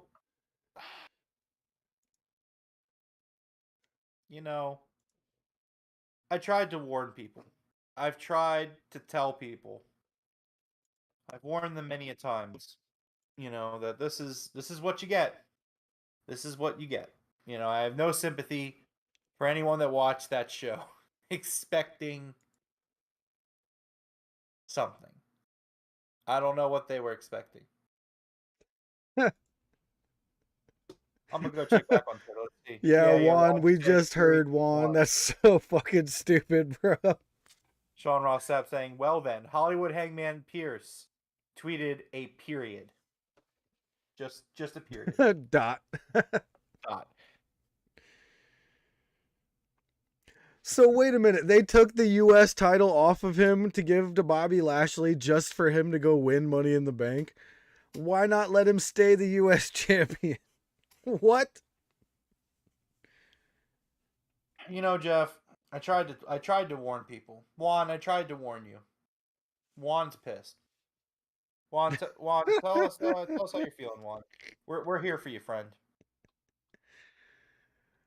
Man. I'm okay with, like, if my legacy is to help former WWE fans cope with their with that and, like, leaving that. If that's my legacy, I'm okay with that. I'm doing the Lord's work. So talk to us, Juan. You're mad. You're pissed. Tell us how you're feeling. Let me know. I want to know. I really do. Yeah, Juan, do you feel like your time was well spent watching Money in the Bank? Yes, please. Please give us your thoughts. I will have to say I would have enjoyed seeing Liv Morgan cash in. So they did something right tonight. They did do something right. Yeah, they did something right, but I mean, Have you ever heard of the saying, a broken clock is right twice a day? Yes, I have. Or even a blind squirrel eventually finds the nut? Even a blind squirrel finds the nut now and then. Yeah, I'm not gonna, like, I'll give them their credit. It's like, that was a good decision. All right, so Big T saying he's gonna face Cena at SummerSlam for Money in the Bank briefcase. Cena wins it, interjects himself between Brock and Roman, takes the title off Roman, and that writes Roman off TV. Big T. So here's the thing, right? That's awful. Yeah. I didn't know how else to put it. Like, I like John Cena, but like John Cena should not be. He should not be your answer for the world title. No. Juan saying maybe they're doing Cena versus Theory for the WWE Championship. It's probably why they canceled the match for SummerSlam. But is that what? It's the problem remains. Like, you're still doing this where it's like it's the world title, so it has to be a guy that's not here anymore. And I like John Cena, I do, but it's like, what are we doing? Well, not we. I'm not part of that. What are they doing? Are they recreating the Seth Roman Brock WrestleMania moment? No, I don't think. Maybe. I don't know. I can totally see Theory cashing this in against whoever is about to win the Brock Roman match. I don't know, man. I Ugh. think it's dumb. I'm gonna go check back on Twitter. Let's see what's going on Twitter right now. Oh man. Yeah, JD saying it was a great match ruined by typical WWE political bullshit. Absolutely deflated the crowd. Whenever this crowd company does knew it. anything right, they ruin it. As soon as they announced, oh, he's been added to the match, everybody was like, oh. Oh man. We've spent more time talking about it than I even wanted to tonight. The AEW tier list was freaking awesome. I actually love their roster. Just shows how much, just shows why with all the injuries we were still able to have such great shows.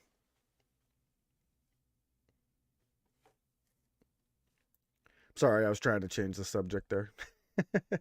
No, I mean, well, here's the thing, right? Like, we're not covering it, but we could. It's something that's happened. Yeah. So I'm okay with talking. Again, I'm okay with having conversations about it. Like, I want to know how Juan's feeling. I know he's pissed. He said he was pissed. Big T saying, I mean, it's WWE. Have Big Cousin Rock could come back to take the title off Cena while Roman is filming the movie. Infuriates it. Roman comes back, takes the title off The Rock at Mania. I don't know, man. Yeah, again, it's like, shit just doesn't change. Like, the more things change, the more they stay the same. Yeah. It's like, this, like, it's just like, like, think about the names that we're talking about. John Cena, The Rock, Brock Lesnar, Roman Reigns. Like, those are the four names that we've been that like WWE has been talking about for like 10 years. It's nauseating. All the names that should be on the WWE side, the people who should be taking over, like the guys who should be replacing Cena, replacing The Rock. If you look at all the names, they're all over here on the roster list we just did for AEW. Like sorry, finish your point. They truly just gutted their roster of all of their future talent, and now they're paying the price for it, man. They really are. Juan saying pain. Pain. That's how he's feeling. Juan, we're here for you, man. You know, again, like, if you were asking for my my diagnosis, my prescription, I would write for you is a healthy dose of just never watching the Fed again. If you want to, in the chat, you can drop a fuck the Fed. That always helps. Yeah. You can do that. The weekly saying from Rome there. Fuck the Fed. Fuck the Fed. But I think Money in the Bank is off the air, correct? No surprise ending, no nothing. Show is over. Theory is your winner. Is that really how this went down? It's also really funny that they interjected Theory into the match and he won. Like, why not just fucking book him for the match, period? Yeah. Meaning all of the storylines for the past 2 months of getting into the Money in the Bank match meant nothing to anyone. Yeah. I don't. It's just. No, nothing happened between them, Big T. They just compare the two. They're like, oh, Theory is just like John Cena. Oh, it's like a comparison. I think there's just more so. There's a lot of speculation that John Cena and Theory are gonna have a match. Yeah, I think there was something was said actually where Theory did say something about John Cena. Yeah, like Cena showed up, the other night, and Theory kind of was like, I'm the next in line. Like they hinted at it. They've been hinting at it. Are we watching SummerSlam? Probably not. Like we'll probably do the same thing we are now, Juan. We'll do some sort of a pod and we'll keep an eye on it, and hang out with you guys. And I think it would be a great idea for you to be our Broken Tables information guy for if you enjoyed watching the E, it would be a big help for you to tell us what's going on since we don't watch. Yeah. But I think that's going to do it for me for tonight. We're approaching 3 hours and 15 minutes here, so we really appreciate all you guys hanging out with us tonight. I'm really enjoying this little community we got going on here, so I have a lot of fun every time you guys are here. So yeah, absolutely, I completely agree. Right on. You got anything else you want to throw in before we take off? Damn, my voice is cracking. Juan, I hope you have a good night, man. I hope you can get over this pain. Yeah. Consider leaving the Fed behind. It's definitely a way to a healthy life. Well, at least he was treated to one nice thing tonight with Liv Morgan cashing in. I'm gonna have to go check out the video of that because I'm a pretty big Liv Morgan fan myself, so that'll be nice to see. Yeah. All right, man. You want to give us a quick close us out? Yep. Sure. Well, this has been a live stream of the Broken Tables podcast. We went and we tiered the AEW roster. If you enjoyed what you saw tonight, please consider giving us a like and subscribe. Follow us on Twitter at Broken Table Show. You can follow me at Twitter. Directly under here is my Twitter handle. Feel free to follow me there. We go live every single Wednesday and every single Friday following Dynamite and Rampage. We also do pay-per-views. As you guys know, I am the undisputed reigning and defending Broken Predictions champion. I'm taking the night off, and my buddy Charmander here is holding my belt for me. But I am still the champion all the same. Yes, he is. Juan saying the Broken Tables fan of the week would help, or Rome fan of the week. Yeah, we'll figure it out. We'll talk. We'll talk. We'll figure it out. We'll see what one we day, do. Juan. One day. One day. But yeah, no, thank you for everyone who tuned in and, checked out the video. If you made it this far, it was a long one, but had a blast. Appreciate everyone coming through. Juan acknowledging. There you go, Juan. There you go. See, this is the Juan content that I've been waiting for. Yeah. Did you say the Juan tent? The Juan. I said the Juan content, but we could say the Juan tent. The Juan sure. tent. I like it. This is what I was waiting for. This is absolutely what I was waiting to see from Juan. He's finally starting to understand. All right, you guys. Thank you guys very much for hanging out with us tonight. As always, Top Guys out.